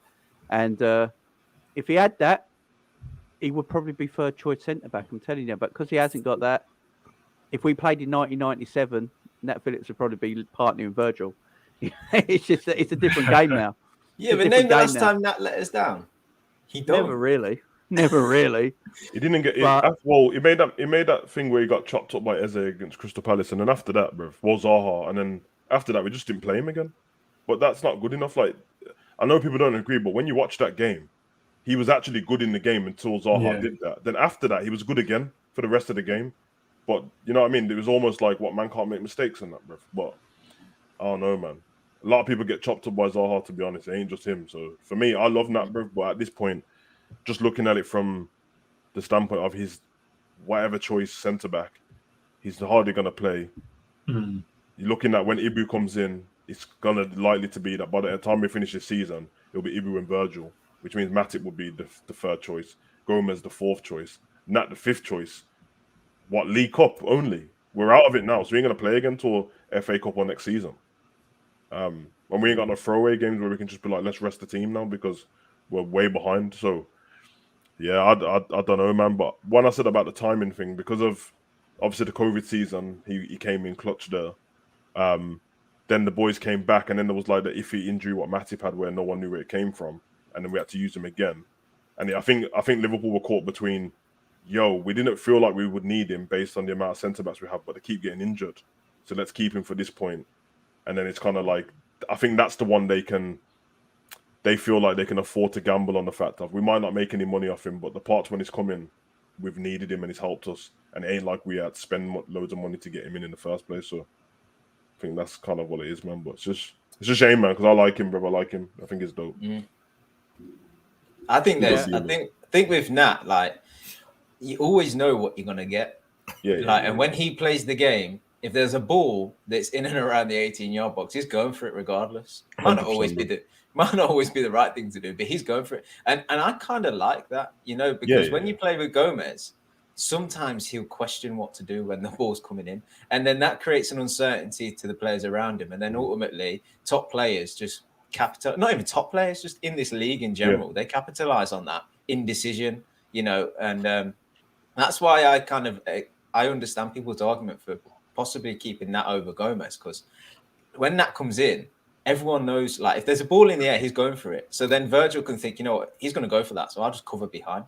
You know what I mean? Like, if we're up against a really big, strong striker or whatever, he'll go touch tight every time. He ain't dropping off. So then Virgil can cover, and you can mold your game and react to what he's going to do, because he's usually front-footed. I often think when Gomez plays, a ball comes in the air, he'll kind of look, shall I leave that for Virgil? Shall I go for it? Sometimes I'll go tight, go beyond the midfield. Sometimes I'll drop off. And it must be hard for everyone else, especially Trent, to think, well, where do I go with this guy? Because I can't read what he's about to do. So I think there is some merit in people's argument when they say Gomez over Nat. It's just with Nat, you see what you get, and that probably is his best. And his best is probably not good enough for Liverpool when they're back to their best and competing for the top honours. Whereas Joe's is like, if he can find form and he can build confidence, he actually has the ability and the attributes to be in a Liverpool starting 11 at that stage, and maybe next season now when we're in like Champions League finals again and stuff, like, it's not beyond the realms of possibility that Gomez can be in that lineup again. Have you heard the rumour about Curtis Jones? More about him getting the number 8 shirt. No, that would kill him, honestly. Don't do that. That's John finished for life. Yeah. That's John finished, mate. Crazy, bro. That don't even feel like a real thing to me, bro. Who leaks that? It's a bullshit rumor. It's just I just found it funny. Can I just quickly touch on that one as well? Sorry, Enzman. I actually believe we should be looking to sell Joe Gomez, and the reason why is we'll get a premium for him. We'll get better money for him, than we would for Nat Phillips, And not only that, I'm someone that I know all about injuries. And listen, this guy's just been cursed. He's not a bad player. The problem is we're trying to make our team reliable and consistent. And with him, his injuries, he's had some real big injuries as a youngster, and even to the point where he is now at a middle age, and they're just too much. And I just don't think he's going to be consistent enough going forward, because you never know with him. This is the thing with Nat Phillips. He will go with his head, chopped off or anything like that. He's still going. He's still going. He might not be dynamic, fast, and stuff like that, but he's a no-nonsense player. When I look at him as a Sammy Herpia, right? Maybe not on levels, all right, but big, strong defender, big burly defender. You know what I mean, and stuff like that. He doesn't have the pace, but he reads the game really well. Mm. Yeah, it's true. It's Reece James is another one that falls into that category. All the physical attributes and quality to be one of the best in the world, but injuries just gonna kill him, gonna kill their career. Yeah. When we got Phillips in 2018, and it's 4 years in now, bro. If I'm him, bro, and I'm looking at the amount of games he's had, knowing that most of his games came in COVID season because there was no centre backs left, bro. Yeah, I could see him wanting to leave, bro. He had that Bournemouth loan for a little bit. I don't know, man. I don't know. Why is he 25? Just that right age as well. I don't know. I think at this point you're not trying to sit on the bench because that means some squads that we have, he won't even get to the bench. He'll just be at home. There's not enough space on the bench for him, bro. you'd probably argue with Joe Gomez the same thing because I did hear something. Was it the season before last or something that he was starting to make a little bit of noise, that he wasn't too happy? I think there was something a week. Gave him a new contract though, didn't they? Yeah, They did give him a new contract, yeah. But that could be the same thing as as Curtis Jones if they're looking to sell him to get like maybe a premium on him. I think Gerrard was going to take him at Villa. I think that's what was going on at the point. On the loan him and that, but yeah, I think I don't know because there's loads of stuff that you don't really know what the players have said on that. I remember hearing at the time that Gomez wanted to stay at Liverpool. He seemed quite happy about it. He'd done his little interview and stuff, and they wanted to fight for a spot centre back. And I remember thinking at the time, I rate it still because I rate him, but I was just thinking, if he uses his knowledge a bit at the time, I was like, bro, you might want to just say that I'll fight for the right back spot, bro, and leave the centre back alone, bro.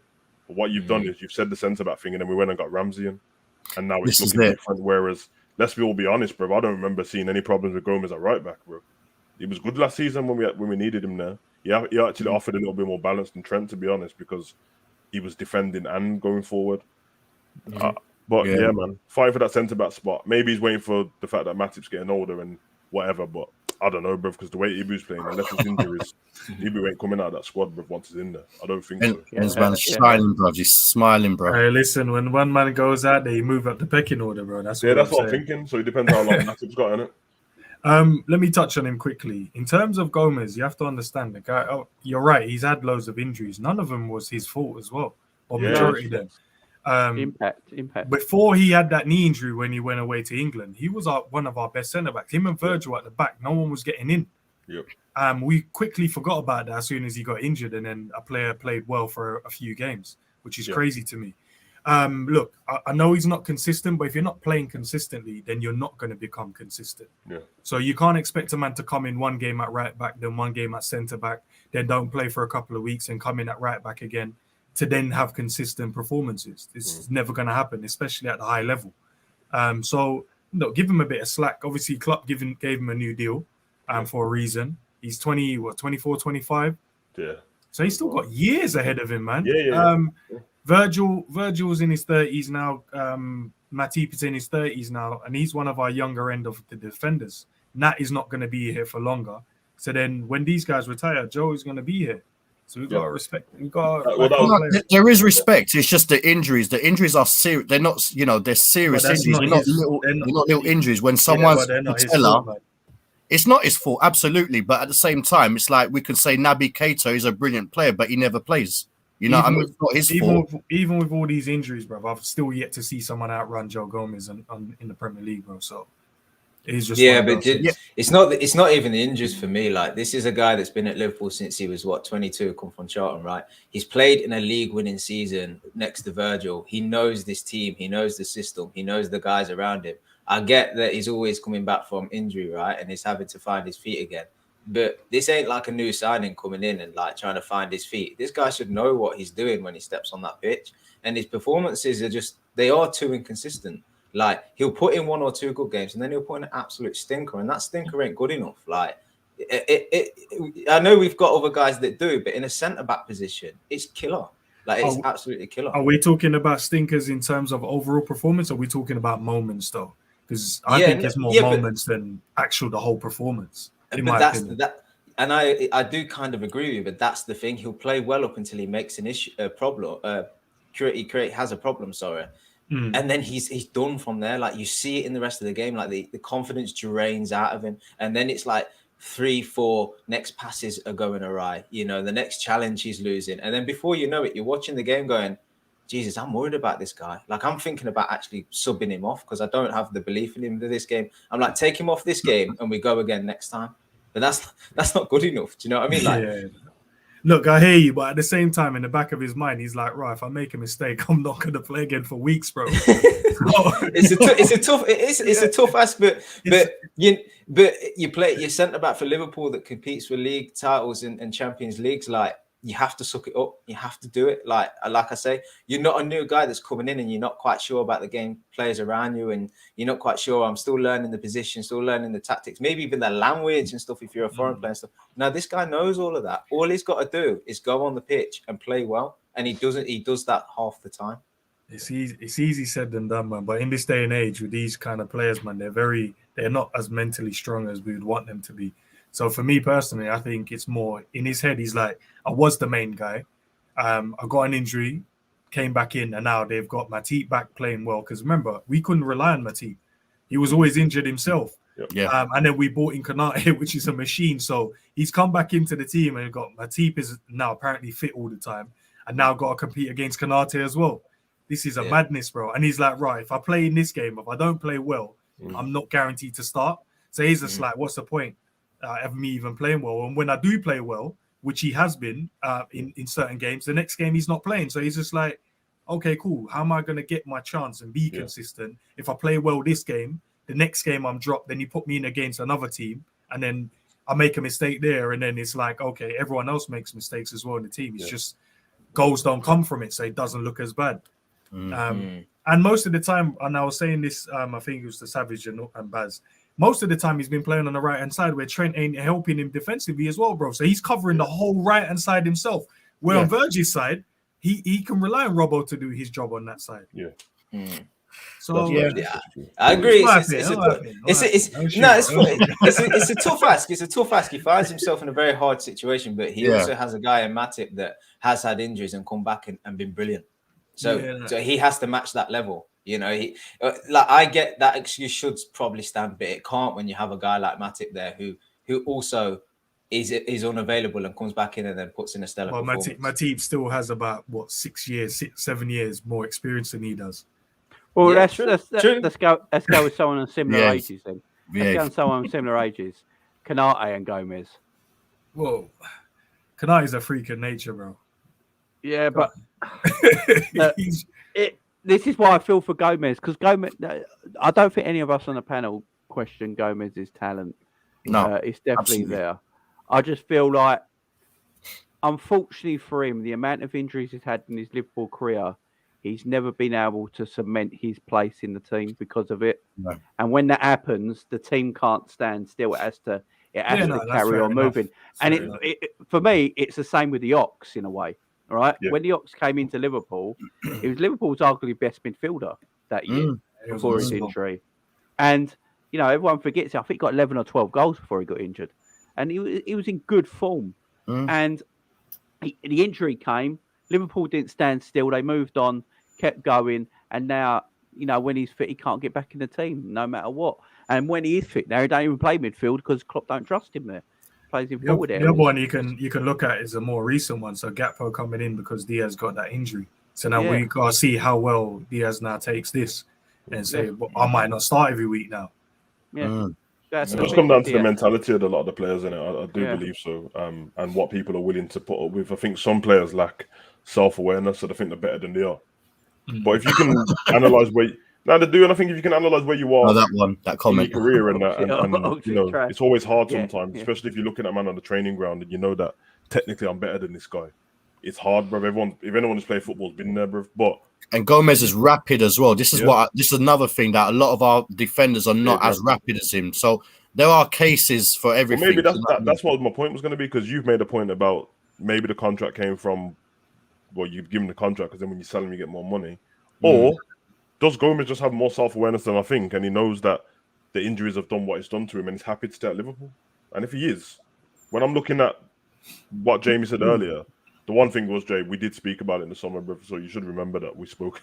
Jamie's like, none of us spoke about getting the new team behind. Like, Jamie, me and you spoke about it before. Yeah. Nice. But I can't remember yesterday. But when I'm looking at the team from top to bottom and you're looking at, like, not replacements as such, but people are going to move on within the next 3 to 4 years just because of the age it naturally happens.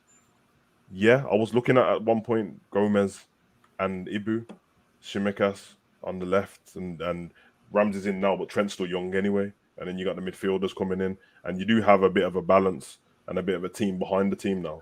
And then you just go and buy some gems in between that, bruv, and then everyone has to step up to the plate and fight for their position, which is good, man. Very interesting. Gomez is a weird one because I think his mistakes this season in particular have been collated into like what Ensman said. It's like it's game on, game in, game off, and then it looks like there's way more mistakes. And then every mistake I've seen, nearly, not every mistake, but a lot of them, what is made, have all come from him and Trent together making mistakes. They look like deer in the headlights at the same time. Put it this way: the Nottingham game, I remember him giving away a free kick at the halfway line, and then everyone blamed him for conceding the goal. Bro, he had to take it from the halfway line. Yeah. And they said it was his fault we conceded that goal. Yeah, I'm saying there's them this little is things, a madness. But then there is like what I do agree with Cav on a little bit. There are times where it's not about. I don't know if Cav meant this, bro, but there is times where I've seen his mistakes, but they're not to do with the injury. Like it's nothing to do with injury because I've seen him do like this season. I swear if I'm lying, then whatever. But I swear I've seen at least 3 times he's done this pass back thing and not looked. No look back pass. And you got to remember, like, we count certain mistakes as ones where someone's going to score from it. What about the ones when Ali saved people, bro? Because there's throw-ins as pass backs he's done. There's pass backs when he hasn't looked. We had pre-season in between this, and in the pre-season games or the friendlies, he's done the same thing in them games as well. So it is a bit like, what's going on there? Is that rustiness from not playing? Because you can't all of a sudden just be a bad footballer mentally, bro. So I don't, you know what I mean? So that's not crazy. An injury. So it's crazy. It's crazy because Trent and him, they're only 1 year difference in terms of age. One's 24, one's 25. It's mad. It is. As a defender, bro, you improve with age. He's still got plenty of time to improve. Man. He's not even in his peak as a centre back yet. Yeah, there is in the Prem that I didn't rate before that. The years have gone by and they've got better. I feel like people like John Stones have got better as a defender. I thought he was terrible before. When everyone was talking about from Everton, I was like, I don't care if he's good on the ball, bro. This man keeps doing Cruyff turns in his own box, bro. But now I rate him, bro. And now if you ask Man City fans, who do you want to play, him or Laporte? They want to play Stones, even though when we won the league, they told us that the reason why we won the league is because Laporte was injured. So that's how quick it changed, bro. And if you ask Ensman, bro, I use Man City against him just on FIFA. Laporte's shit, bro. This is what I'm saying. This is what I'm saying, bro. Things change very quick, bro. So it's all going to depend on what Gomez wants to do in it. But he signed a new contract. It's 6 years, I think, in it, the contract. Long term, big time. Just want to say big up to Ash as well. There was a comment he put. He said if I carried on speaking, he would have started. This chat is going so fast though. I would have sold him on Gomez if I carried on. So right, how are we doing for likes, guys? Big up to everyone. We've got 190 likes. We've got 300 people in the house. Let's get these likes. Smash the likes, man. Let's get likes to 200. 10 more at least, guys. Come on, 10 more at least. Come on, guys, we can do it. There was a funny one in there. We were talking about Gomez, and someone just came in the chat and said Darwin shit. That's a good segue because let's talk about Darwin Nunez now. Oh shit! Here we go. Let's talk about Darwin Nunez. What team of honor? Let's go, man. I ain't gonna lie. I love Darwin Nunez. I ain't gonna pretend. I ain't gonna pretend I don't. You know, the man is all Liverpool fans call him is chaos. I love the guy. He can't finish at the moment. Okay, fair enough. What everyone got carried away with his goal scoring. Everyone got carried away with his goal scoring record at Benfica. Portuguese league's a shit league, as I keep saying. We smashed up Benfica and Porto every time we play them. It's not the greatest league. He can finish. Obviously, he will get his goals. I'm not looking at it. I look at his attributes here, guys. I look at the attributes he has as a player. Pace, athleticism, and movement are all first class. All 3 of them are first class. Put them 3 attributes up against any of the other attackers or strikers in the Premier League. I think he's as good or better than all of them with them 3 attributes. He's probably the quickest striker in the Premier League. He's probably, him and Haaland are probably equal in athleticism, I'd say. And movement, there's not a lot between it either. His movement is fantastic. It's just his finishing is letting him down at the moment. You look at the game the other day against Aston Villa. You know, him getting on with them ones-on-ones ain't a mistake. It's good movement.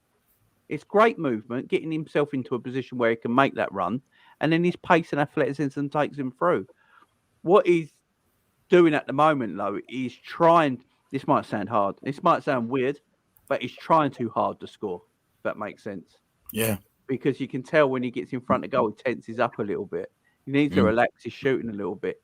If he had Haaland finishing with his pace, his movement, his athleticism, he'd be the best in the world in his position. Well, and I'm not even joking about that. If people come to me and go, "No, Jay, you're talking shit," go and watch him.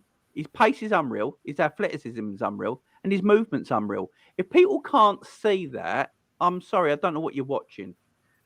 Because all you're seeing is the highlights where he's not finishing. Yes, that's a problem. And I'm not pretending it's not a problem. But I'm looking at attributes, man. He's 23. This is only his third year as a professional footballer. You know, his finishing will get better. We're acting like he's 28, 29. You know, the end product, the end finished article. You know, we bought a 29-year-old who can't finish. Then I'd be worried. Do you know what I mean? But we bought a 23-year-old who can finish. We've seen he can finish. He's got goals. He's just trying too hard at the moment. These comments, but man. As a player, Darwin's a good footballer. I don't get it, Cav. I don't get it. I don't get the shit he gets because it's just because of the finishing side of it. And I understand that it is poor. I couldn't stick up for him in the watch long doing it on Villa. I was like, fuck's sake, Darwin, you're pissing me off. It's like you're finishing terribly. It's like you got a flaccid cock. He just can't finish, man. Do you know what, Jamie? And the worry for you, is we've just bought someone that's going to be playing on the left. So he's not going to be playing on the left He's anymore. He's playing central now, man. He's I like Darwin's my guy, man. I love him, man. Me and ask Cav, man. Early season, like me and Cav were on the front line back in Darwin when man was showing shade at him and that, bruv. But these couple of games, bruv. Oh my god, bruv. Fucking hell. I watch this man do like some world-class movement and that, and then I'm like, yeah, surely now he's gonna fucking test the goal. And he don't. This is the problem. You know what though? I will say there's a lot of truth to what you said. The only thing I don't agree on is his age when it comes to finishing shouldn't be a problem, bruv. Because man in academies can finish, bruv. Like Ben Doak can finish, bro. Like that's why I said he's not a striker. So that shouldn't be a problem. Also with the Benfica thing, it don't matter if the league shit, bruv, because the chances that I'm missing will happen wherever you are. That's the one thing as a striker. If you can finish, you can finish whether it's the Championship or the Prem. It's not like the chances of missing are like him doing all this like intricate play and then he misses. They're not even on target. The goalkeeper's not even having to make a save. But at the same time, if I take them mistakes individually and watch what he's done, and I think I said it to Baz when I was doing the watch along, you can see on his face, bro. It's almost like he's got there, and I don't know if it's because it's just the training they're doing at the moment and stuff like that. It's like he's looking up to see should I play the passing now instead of just doing the selfish Vardy thing. Yeah, that's what I want him to do. I want him to Vardy put the foot through the ball, and if you're not just aim at, bro, it's the goal's big, bro. He's got so much power that some of them shots, if he hits it as hard as he can, it's definitely a goal, bro. But the one he's done the other day when he dragged it wide, I watched him look up and realized that I don't know if it was Salah or someone hadn't caught up with him yet. And then it's like, I'm in between passing and shooting. And it looked like he was in between passing and shooting. Like all these shots look like a pass shot where if somebody taps it in, you go, that was a great pass. But when no one does, it's like, mate, they were perfect. Because when we played Man City, he did the same thing. We brought him off the bench at the beginning of the season, and he was amazing, bro. You know when we beat them, was it 1-0 when Salah scored? He was amazing when he come off the bench, but then he kept getting in front of the goal. And Cav can attest to this, bro. Still to this day, I don't know what he did, bro. He tried to chip Ederson, and the ball went backwards. Wait, no, this guy's got me questioning football, right? And physics, not only football, just physics. But I love him though, and if he doesn't play, it's a problem because he does all the other stuff. He causes havoc, bro. It's true. He's needed at the same time, so it's like we're stuck between like, do we have to just take the fact that man ain't gonna finish this year, but he's gonna cause chaos somewhere else on the pitch? And the problem we've got is at the moment it's iffy, but we're not even doing too well. So I can judge him properly when our team's very good. But then again, the chances is missing ain't to do with our team being very good because the whatever in it, and it's all right. Everyone's sticking up for him now, and I like the guy a lot, bruv. And I'm not writing off his career, and I think he's going to be dope in the future. Hopefully, but you know what I mean. But you like ain't going to be laughing and joking when we play Real Madrid, bruv, and he misses one of them chances and he knocks out Champions League, bruv. Same way I weren't joking when Trent didn't look over his shoulder, and I said it before the game. He's going to have the same treatment, bruv, and it's going to be like same way you can't deal with defenders doing it because it's cost the goal at the top of the pitch. We didn't get knocked out of the League Cup because of Nunez, but if you put 2 of them chances away, we win the game, bruv. That's the best way I can pull it. So it's not a disrespect to him. He definitely can improve. I don't know what it is. It seems like a mental block at the moment because it's the pressure, man. It's the pressure. When I watched him finish at Benfica, it was just seamless finishing, bruv. Like ball in front of goal. But then again, he might be just one of them guys because Jamie mentioned his running and his movement's so good. It means that every time he gets in front, he's gonna have time on the ball, and he's not good with time on the ball. Salah's actually better with time on the ball. Usually, that run he done the other day, Salah puts it away if he has to run the length of the field, unless his legs run out. Whereas Nunez, it's like I probably trust him more with like glancing headers and like flash shots across the board. But who knows, man? I don't think anyone can be right or wrong because he's got goals this season. I think he's on like 9, but it feels like he could have been on 18 already, which then all of a sudden Haaland doesn't look that great, bruv. So it's the pressure. I honestly believe it's the pressure at the moment. You know what? With Gakpo deal that comes in, it doesn't make him the new striker, you know, the new signing. It kind of puts the pressure off him a little bit because Gakpo is a brilliant player. And not only that, Gakpo's qualities is brilliant and he can score goals himself. But at the same time, he could assist. Yeah, agreed. So, you know, I mean, it could work out for him. Yeah. I agree.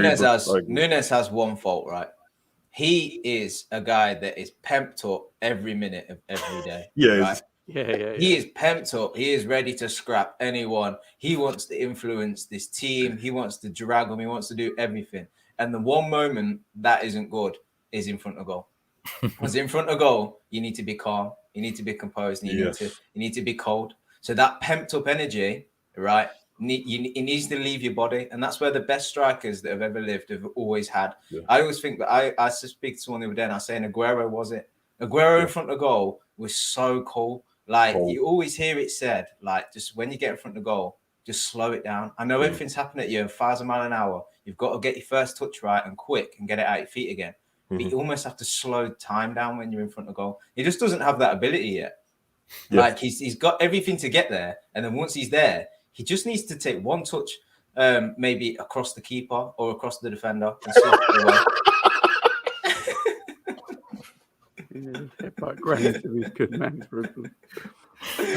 He just needs that. He just needs that. Cool. I mean, even you mentioned the name Savage Vardy. He had it, like, and it didn't look as though he had it, but this guy was rapid on the shoulder of the defense. He'd time his run. He's rapidly quick. He'd time his run so that he could get a touch just before the keeper. Like but Vardy played through non-league all the way. That's what I was about to say, bro. This guy has been battered left, right, and centre. Once he reached this stage in his career at Leicester, he homed in all of that. Yeah. Like he was willing to get hit by a defender. He's willing to get took out by a keeper. Like, and he learned through experience that, you know what, I've got all the attributes, but when I get in this position, I just need to take this first touch right, or I need to get this right, or whatever. Yeah. Nunez just needs to home that in. He's still young. Like, I think he will, though. I think he will. I think he will. Because he's like Diego Forlan, bro, and would you know they're both Uruguayan. Me and Dad spoke about this yesterday. Forlan was like this for Man U, bro. It was terrible. Yeah. And then all of a sudden, South Africa World Cup, man gets golden boot, bro, and everyone else is talking about the ball's too round. Why Forlan's banging him in from outside the box, bro. Yeah, Suarez had issues when he was there. Yeah. Everyone's like, the thing is though, I'd rather have Nunez in the first team than not at the moment. Yeah. That's a good point, bro. Because Darwin's the only one who stretches defenders. He stretches the pitch, right? Because he's good against low blocks and high blocks. So people don't know how to play against him. You know, he likes to play on the shoulder. Everyone goes on about his offsides.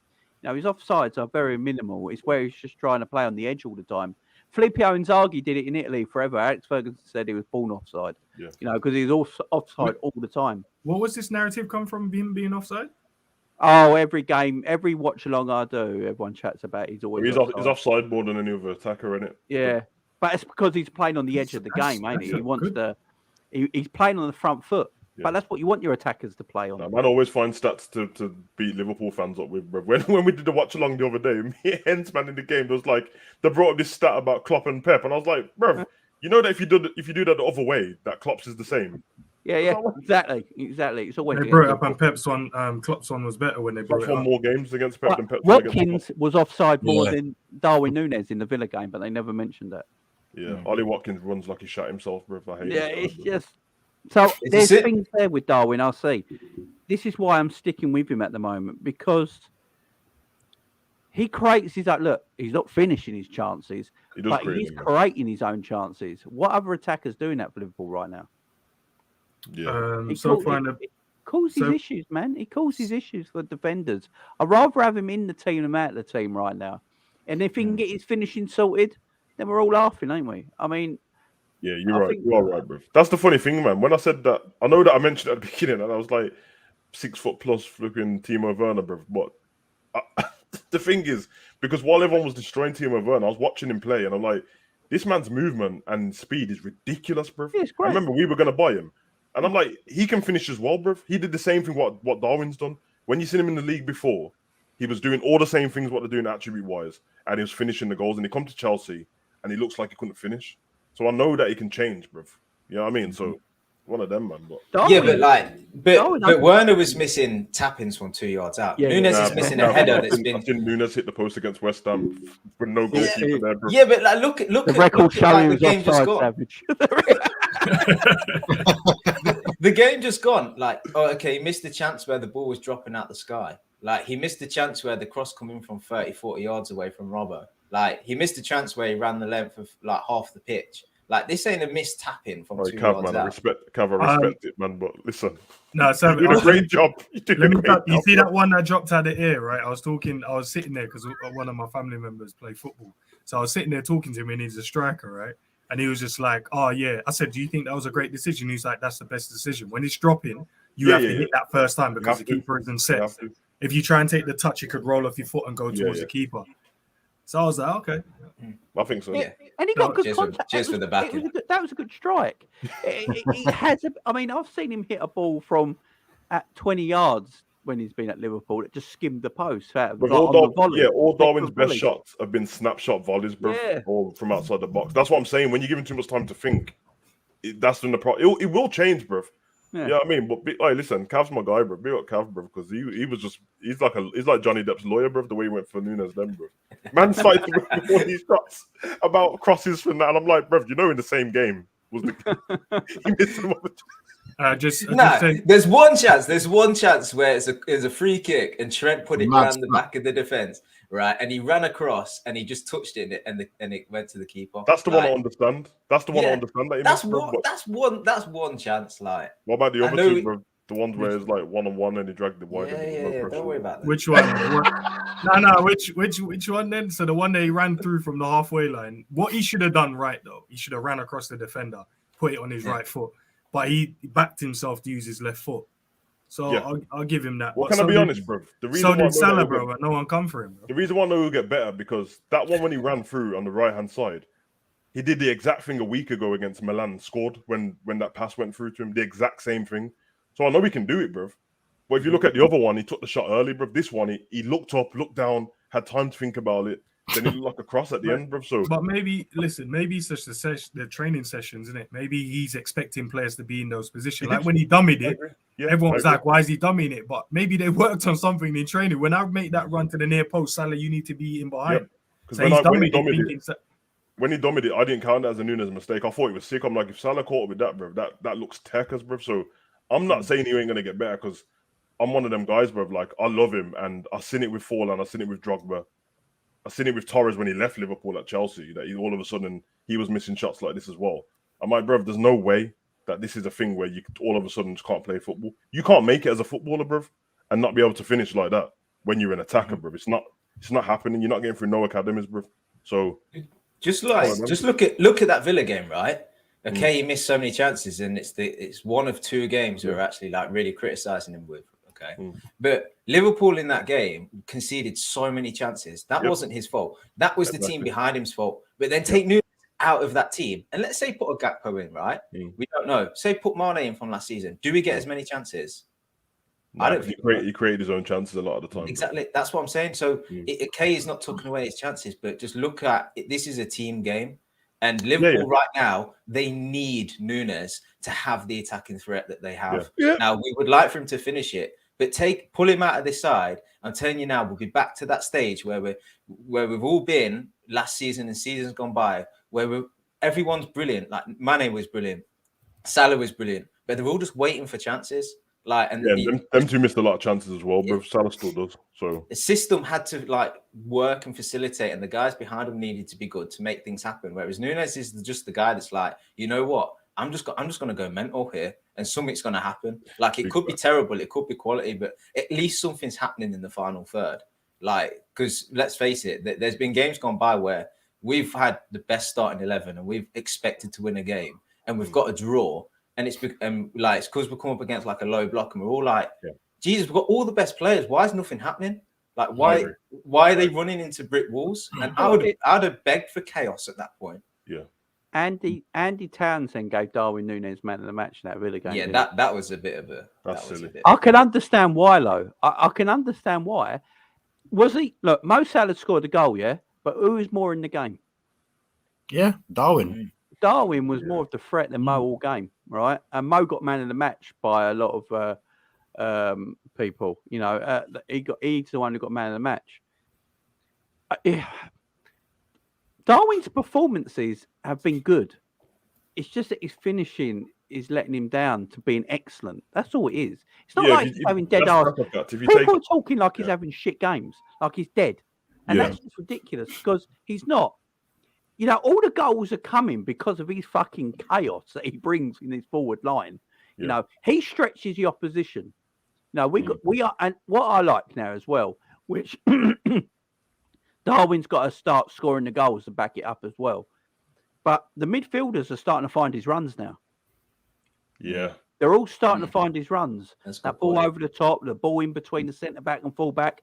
They all know Darwin will run onto it. The ball's into the corners. They all know Darwin will run into that. That third goal was made because Darwin got on the end of that Gomez ball. Yeah. Now Gomez put a long, hopeful ball across. Darwin makes the run, gets to it, takes a touch, shoots it across. Keita parries it away. And Stefan Bajcetic scores. You know, that goal comes from Darwin. You know, so we have to give him credit. We can't just sit here and go, dead player, dead footballer, he's shit, he's this. Because, he picks up his finishing. I don't think anyone is, though. I think that's our biggest thing. I think that's why everyone's still laughing at that, because we're all saying he does everything perfect apart from the finishing. I'd much rather play him. Yeah, there's games when Salah goes missing and it feels like he's not on the pitch, bro. Yeah. Like it feels like he's not there at all, and they'll pop up with a goal at the end of the game, and a lot of the time it ends up being the winning goal. Then I'm like, man, I'm gonna do this player rating, and everyone's gonna tell me that Salah wasn't, and I'm gonna tell you that he was a fucking 6 out of 10, 5 out of 10. And that's, how can you do that when he scored? And it's the opposite with Nunez, isn't it? He'll miss the chances, and then you get stuck between. Well, I want to give him this rating, but them two chances he missed could have won us the game. But I'm with Cav, bruv. I'm not even interested in seeing a game when he's not playing, because if you take away the chances missed, and top of the fact that he scored goals this season, the only bad game I've seen him have was against Everton, bruv, when it was 0-0.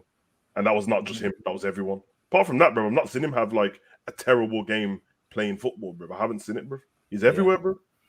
He's just trying to get over the World Cup. He's just trying to get over that World Cup shitness. This is a guy that will influence every single game he plays, and even down to basics, right? You could play him with the kids in a League Cup tie, and as long as they're capable of hoofing a ball up the pitch, he'll make something happen. Yep. Like that you can't say the same for every forward in you know, across the league or the world, and that's a lot of people don't like that, because we're like, as football fans, we can be snobs at times about you have to be brilliantly technically and like a perfect finish, and we want to make like 2-minute clips and Instagram reels and compilations and stuff. Yeah, man will make clips of him in training, bro. That was taking the piss though. But actually, there's loads of merit in a guy that's always on the shoulder of the fence, running the channels, you know, ready to back up into defenders, ready to get in a bit of a scrap if he needs to, you know, track backs when he needs to. Like, he's literally just his finishing. And look, we've got the best manager in the world in terms of making forwards. Like, we've got almost the perfect combination. It just needs time.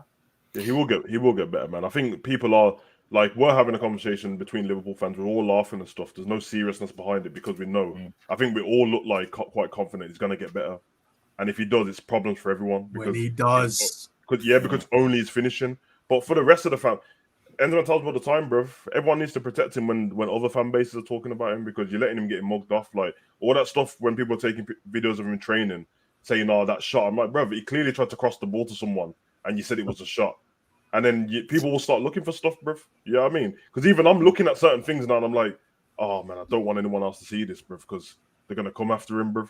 Because I was watching before the Amazon game, bro. You know when everyone's just warming up, taking shots and that. He had one shot to keep it safe. He took the other one and he roasted it over the bar. I was like, bro, take it off the TV, bro.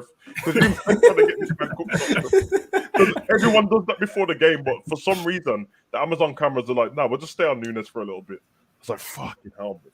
So I actually come from the point of I'm always trying to protect him more than anything. But I see that comment there, Jake. I said this to you, Savage, right? If he doesn't work out at Liverpool, he will work out somewhere. And it will be in Europe, and he will be in, whether it's 5 years' time, there will be shows on this guy in Champions League build-ups going, how incredible is he for, I don't know, Bayern or someone, right? Even if it's not Liverpool. And everybody will be looking to this guy as the pin-up boy for the future. Like Messi, Ronaldo, they'll be gone. There'll be Mbappe and Haaland, and he will be, maybe not amongst that bracket, but he will be one of the guys around Europe that everyone's like, he's killer. Like, he's quality, and everyone will have to start deleting tweets and stuff. All I know is that I saw a picture of Carroll as Darwin Nunez. What are you trying to trigger? What are you trying to trigger? Have you not seen the picture of Darwin Nunez as a woman? Have you not seen that picture of Darwin Nunez as a woman? Yeah, she looks all right. It made me question myself for about 2 seconds. Big up Rude Boy LFC with a super chat, appreciate it. Jamie, keep it at $1. Nunez is Carroll reincarnated. I mean, look, I work with everyone's opinion, I really do, but if he's still like this at the end of next season, then everyone can go for him as far as I'm concerned. But look, if he finishes this season with 15 goals, I'm happy with that. Isn't that what people asked for? Everyone was saying they want Nunez to score 15 goals when we signed him.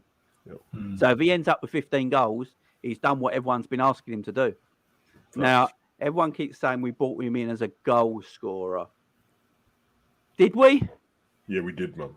Because as far as I'm concerned, our goal scorer is Mo Salah. I've been saying this for ages now. I said this yesterday as well. Mo Salah is a number 9. He just plays on the right-hand side. You look at the way he plays the game now. Mo is just on about goals. Mo just wants to score goals constantly, all the time now. It's just what he wants to do. He ain't interested in a lot more. If you notice in his game as well, he walks around the pitch a lot more now. He's trying to conserve his energy for the right moments. His hold-up play is excellent as well. He's got stronger. If you look at Mo's game, he plays like a number 9 just on the right-hand side. He is your goal scorer.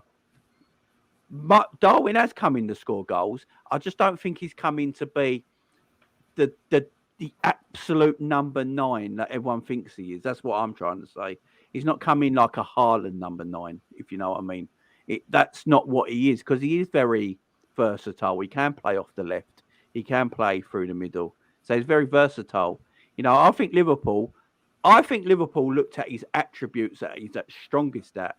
I think they looked at his pace, his athleticism, his movement. They looked at them and thought that sort of player in our team works tremendously well with the high press we play, the counter pressing. Them three elements in a player work extremely well in our team. Finishing, we can practice that while he's here and get better and better in it because he is raw. You know, even Klopp said himself he's raw. So I don't think they thought, right, we're buying a finisher, the finished article as a goal scorer. They see Mo as that, you know, and then you've got your Bobbies, your Jotas, your Diaz's, and your Darwins that are all contribute as well. But Mo's your main goal scorer, and I think the rest contribute. That's how they see it. I really do think they saw Darwin Nunez with them 3 attributes. the pace, the movement, and that fits nicely into this Liverpool front three, and that's why he plays. That's why he plays. Because if his finishing was a problem, he wouldn't be playing. I think Liverpool forward has to have more to their game than just being like a number 9 up top, like tuck it away. Like he's not Tony. Like he ain't got Mbeumo doing all the work behind him. Like and he can just stay up there and tuck him away. He play 4-3-3. You've got to be prepared to work. You've got to have pace. You've got to have strength. You've got to have work rate. You've got to run channels. You got to, you got to be dynamic.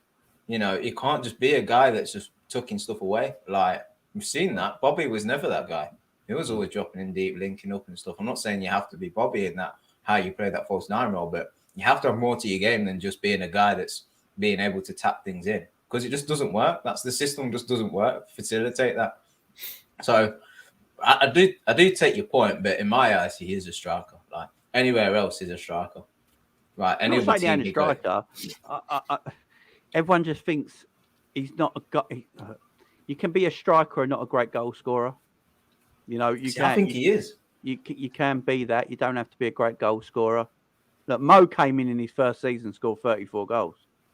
You know what I mean? It's just, and no one thought Mo was a goal scorer. It's weird how it works, ain't it? No one thought Mo was a goal scorer. He comes in, scores 34 goals in his first season. And that's because we have midfielders that create chances, though. And just carried it on. I just don't think Darwin is this out-and-out goal scorer everyone thinks he is. There's nothing wrong with that, we have Prime Bobby as well. There's nothing Prime Bobby wrong was with the that. best in the world. If Darwin gets 15 goals every bloody season in the Premier League, I'm well happy with that, by the way, because I know Mo's going to get 20 odd. I know Jota, when he's fit, is going to get 10 to 15. Diaz is going to get 10 to 15. Gakpo's probably going to get 15. That I'm proper happy. Everyone's contributing as it should. I don't see why Darwin's meant to get 40 goals a season. That's 40 is mad, man. But I do want him competing for that golden boot list every season. He will. I think, that's my point. Because I think the Salah thing's a bit mad because sometimes things work on a fly and just go with it. So they didn't bring Salah in to be the goal scorer. He just went a bit above and beyond of what they already knew of him. And it's like, okay, this is working. Remember, Mane was doing the same thing. People were acting like Mane wasn't doing the same thing on the other side of the pitch. And a lot of the times, he was assisting Salah for these kind of things, bro. And having to do more on the field. So kind of went hand in hand with each other. I think Darwin has been brought in to score goals. But if it doesn't end up like that and he scores less goals than I think he's going to score, I think Klopp is aware that he probably has a number in mind of what he wants him to score. But as long as he's performing everywhere else on the pitch, he probably won't mind as much. As because he knows that Salah will score the goals as well. But I think that as time goes on, they want to take more pressure off Salah, I think, because it becomes predictable for other teams anyway that's the guy they're going to go to score the goals. And if you listen to Salah's Sky Sports interview at the beginning of the season, he did allude to the fact that not the formation and stuff, but his role has changed a little bit. And he was talking about assisting Nunez. So if he's not been brought in as a goal scorer, I don't know why Salah would mention. Well, then he didn't like it, though. He said he didn't like it after that as well, didn't he? He said he just wants to be in front of goal and scoring goals. This is my thing. I just don't. I want Darwin to score goals. Of course I do. I'm just saying, I think everyone's perception that he came in to be Liverpool's elite number 9, I don't think it's the case straight away. That's all I'm saying. He'll score goals like this. This sums it up. Marcus Rashford continues his fine form. 10 goals in 22 games, playing in Europa League, 1,594 minutes. Darwin Nunez is the worst finisher in Premier League history, playing in Champions League, and has 9 goals in 21 games in 1,190 minutes. This is like what he's showing there is the agenda against Darwin. Like everyone, all I see is his praise of Marcus Rashford online at the moment. Yeah, apparently he fed the kids, didn't spent £1, by the way, and then and now he's apparently this goal scoring machine who's in great form. Because Man using the mud on it, man. They're trying to clutch onto it. Form is thingy though, right? You can have a period in your season where you score 10 goals in like 12 games and everyone goes, oh my God, right? But then you don't score again all season. But then everyone goes and looks at the stat, oh, he got 10 goals that season. But it all came in 12 games. You know what I mean? This is what I've always said about Son at Tottenham. You know, he gets his goals in big patches and then never scores again for ages. You know, it's that sort of thing. I'd rather have a player, a goal scorer, who's consistently doing bits through the start of the season to the last day of the season. You know, and if Darwin's that player, if Darwin's that player, Darwin's that player. I just don't want to put too much pressure on him straight away. He doesn't have to come in this season and be our top goal scorer. He don't have to do it this season. That's basically what I'm getting at. You know, everyone. Leicester fans weren't moaning about Okazaki not getting goals and assists when they were winning the league title. Yeah, exactly. I love that guy, man. This kid had bags of energy, bro. I love it. I mean, Vardy. You ask Vardy, he contributes a lot of it to him. Yeah, for his goal scoring. And it might. I don't think it'll pan out this way, but Salah might look at it and go, "I love that Nunez is playing. Like he's a shit finisher, but this guy takes defenders away." Like, I think he does, bro. Defenders are like worried about where Nunez is. They're worried about scrapping him. They want to get tight to him. They want to trip him. They want to track his run. And I'm being left alone just with the fullback, which I'll kill every day. But Salah for a long time has been doubled up on by fullback, centre back, midfielder coming back, and then we're all sitting there wondering why he can't influence the game. Well, it's because the centre forward's not doing enough to help him out. Yeah, and obviously we know we should really have creative midfielders, but obviously we know we don't have that. Yeah, I mean, look, as soon as if Darwin scores against Leicester on Friday and scores against Brentford and gets the winner against Real Madrid, no one's, it wouldn't surprise me if that happened either. That wouldn't shock me because he is a very good footballer. We're just going too much into it. It's too much depth on players now and all that. Just let them play, man. Just let them play. And if the manager who's playing them likes him, then at the end of the day, that's all that matters, ain't it? Surely, you know what I mean. That's why I always say, like, well, Hendo. Why does Hendo always play? Hendo's played for every manager he's ever played for. Yeah, they all play. The rival are all these managers clueless? Yeah, exactly. It's just. I think Liverpool fans have to stop being soft though, man. Like when rival fans come at man for missing shots and that, bro. I'm like, bro, that's what rival fans do. Stop pretending like you didn't do the same thing to Lukaku and Werner and that, bro. Like it is what it is, bro. As long as you know and you back the player, bro, that's all what matters, really. Like I'm not picking at straws. I'm picking at stuff that are actually like he should be scoring. But that doesn't mean that I think he's not going to be good. It doesn't mean I think he's not going to be great. It just means that I'm analysing the game objectively. But too many people get sensitive over stuff. I'm like, bro, we do it to rival fans, man. Just relax, bro. Like, it is what it is. Yeah, I'm sure at the end of the day, bro, only one team can win whatever trophy we're going for at whatever point. After that, bro, in the Prem, there's 19 other losers. And in all the other trophies, there's about 25, 40 other losers, bro. So at the end of the day, it won't really matter. And I think he's going to come good. And like I said, his overall play for the team, especially with the amount of injuries we've had, we could be worse off this season already, bro. Honestly, so yeah, man, it's one of them ones, bro. But it's a crazy one. And when it comes to the media, it doesn't bother me when they do whatever because the media do that. They pick and choose what player they want to go after, what narratives go in. It sells, and everyone who's already made their mind up about Nunez have made their mind up. They won't change it. Man are so stubborn that even if they see stuff change, they're like, nah, it's still shit. It doesn't matter.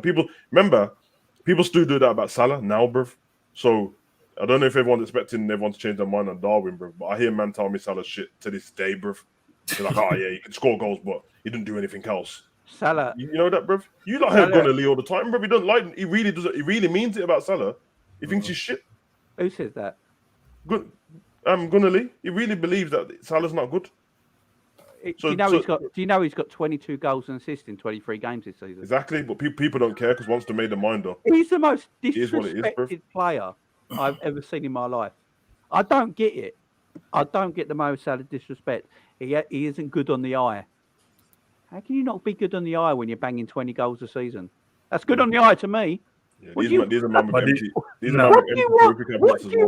Salah to do every single goal? No, but this is what I said, innit? We like players that just looks energetic and do certain things around the pitch, but actually don't do nothing else. Yep. This is the issue. We like guys looking pretty doing stepovers, but no end product.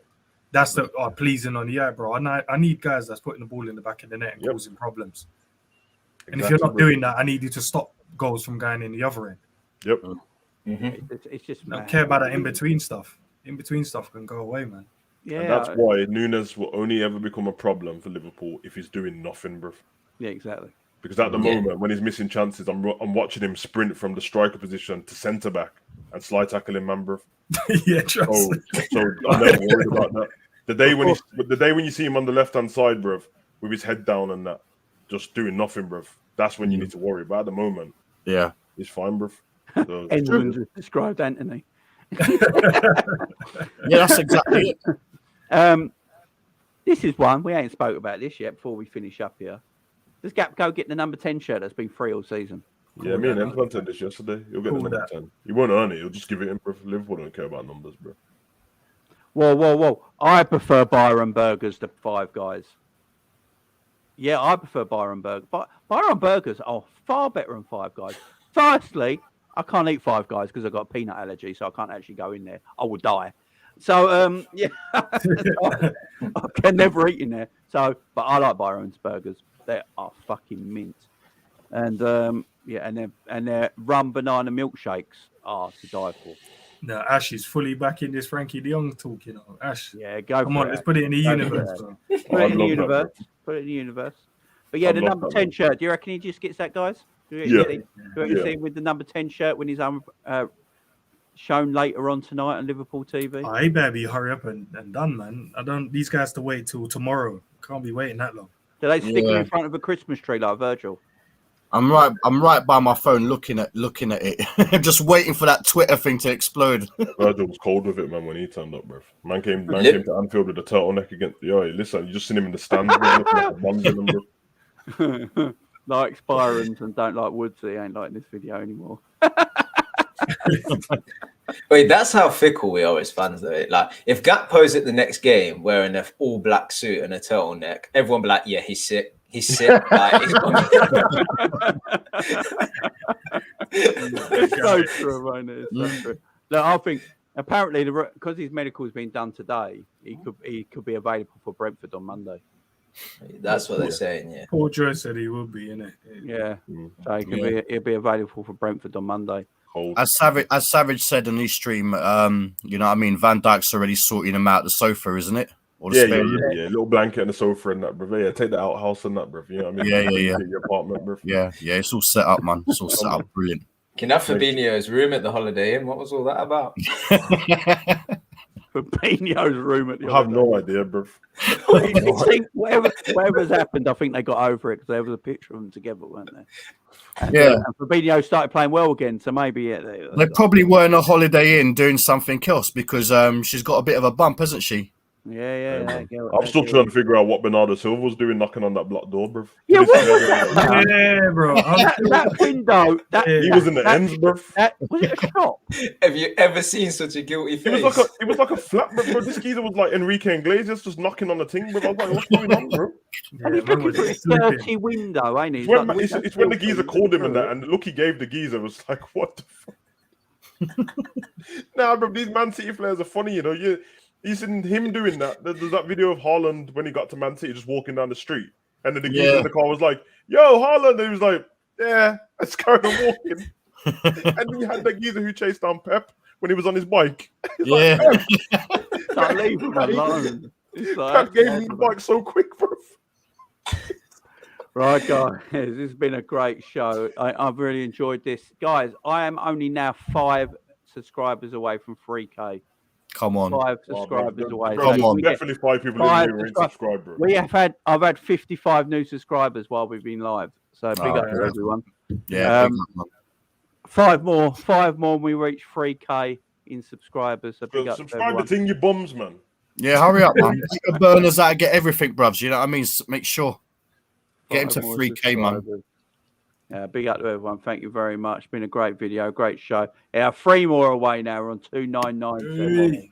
Come on. What you on stream? Oi, the rest of you bums, man, press the subscribe button, man. Yeah, man. Almost. If you do it whilst we're on stream, Jamie's going to do something wild. He's open. Yeah.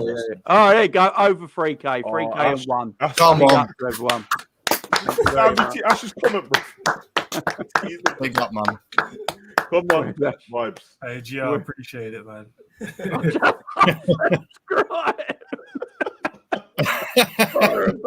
the fuck? I can't go in 5 Guys. I have a peanut allergy. They use peanuts there everywhere. Fucking mad. It's a weird burger joint. I've never seen a burger joint where you get a box of peanuts with your burger. What's that about? Mad things. Jay, what's happening with the channel? Are you doing preview for the Leicester game? Yes, preview tomorrow for the Leicester game, guys, and then watch along on Friday. That's a live game, ain't it? I think it's on Sky, isn't it? Yeah, it's on Sky. So yeah, I'll be doing that. So guys, preview for Leicester tomorrow. Watch along on Friday, and then I think we're back again after we're on the 2nd of January. We play, don't we? Yeah, Brentford Tuesday. Yeah, Monday. Tuesday. Monday. On the bench and all that. Oh, come on. Monday. Yeah. Big up to Fran as well. Big up to everyone. Thank you very much for getting me over. Big up, my friend there. Just subscribe. Big up to you. Love. 3K. We're eating good now. Yeah, I might have to go and celebrate. Big up to everyone. Thank you very much for joining us today. Do appreciate it. And we'll see you tomorrow for the preview for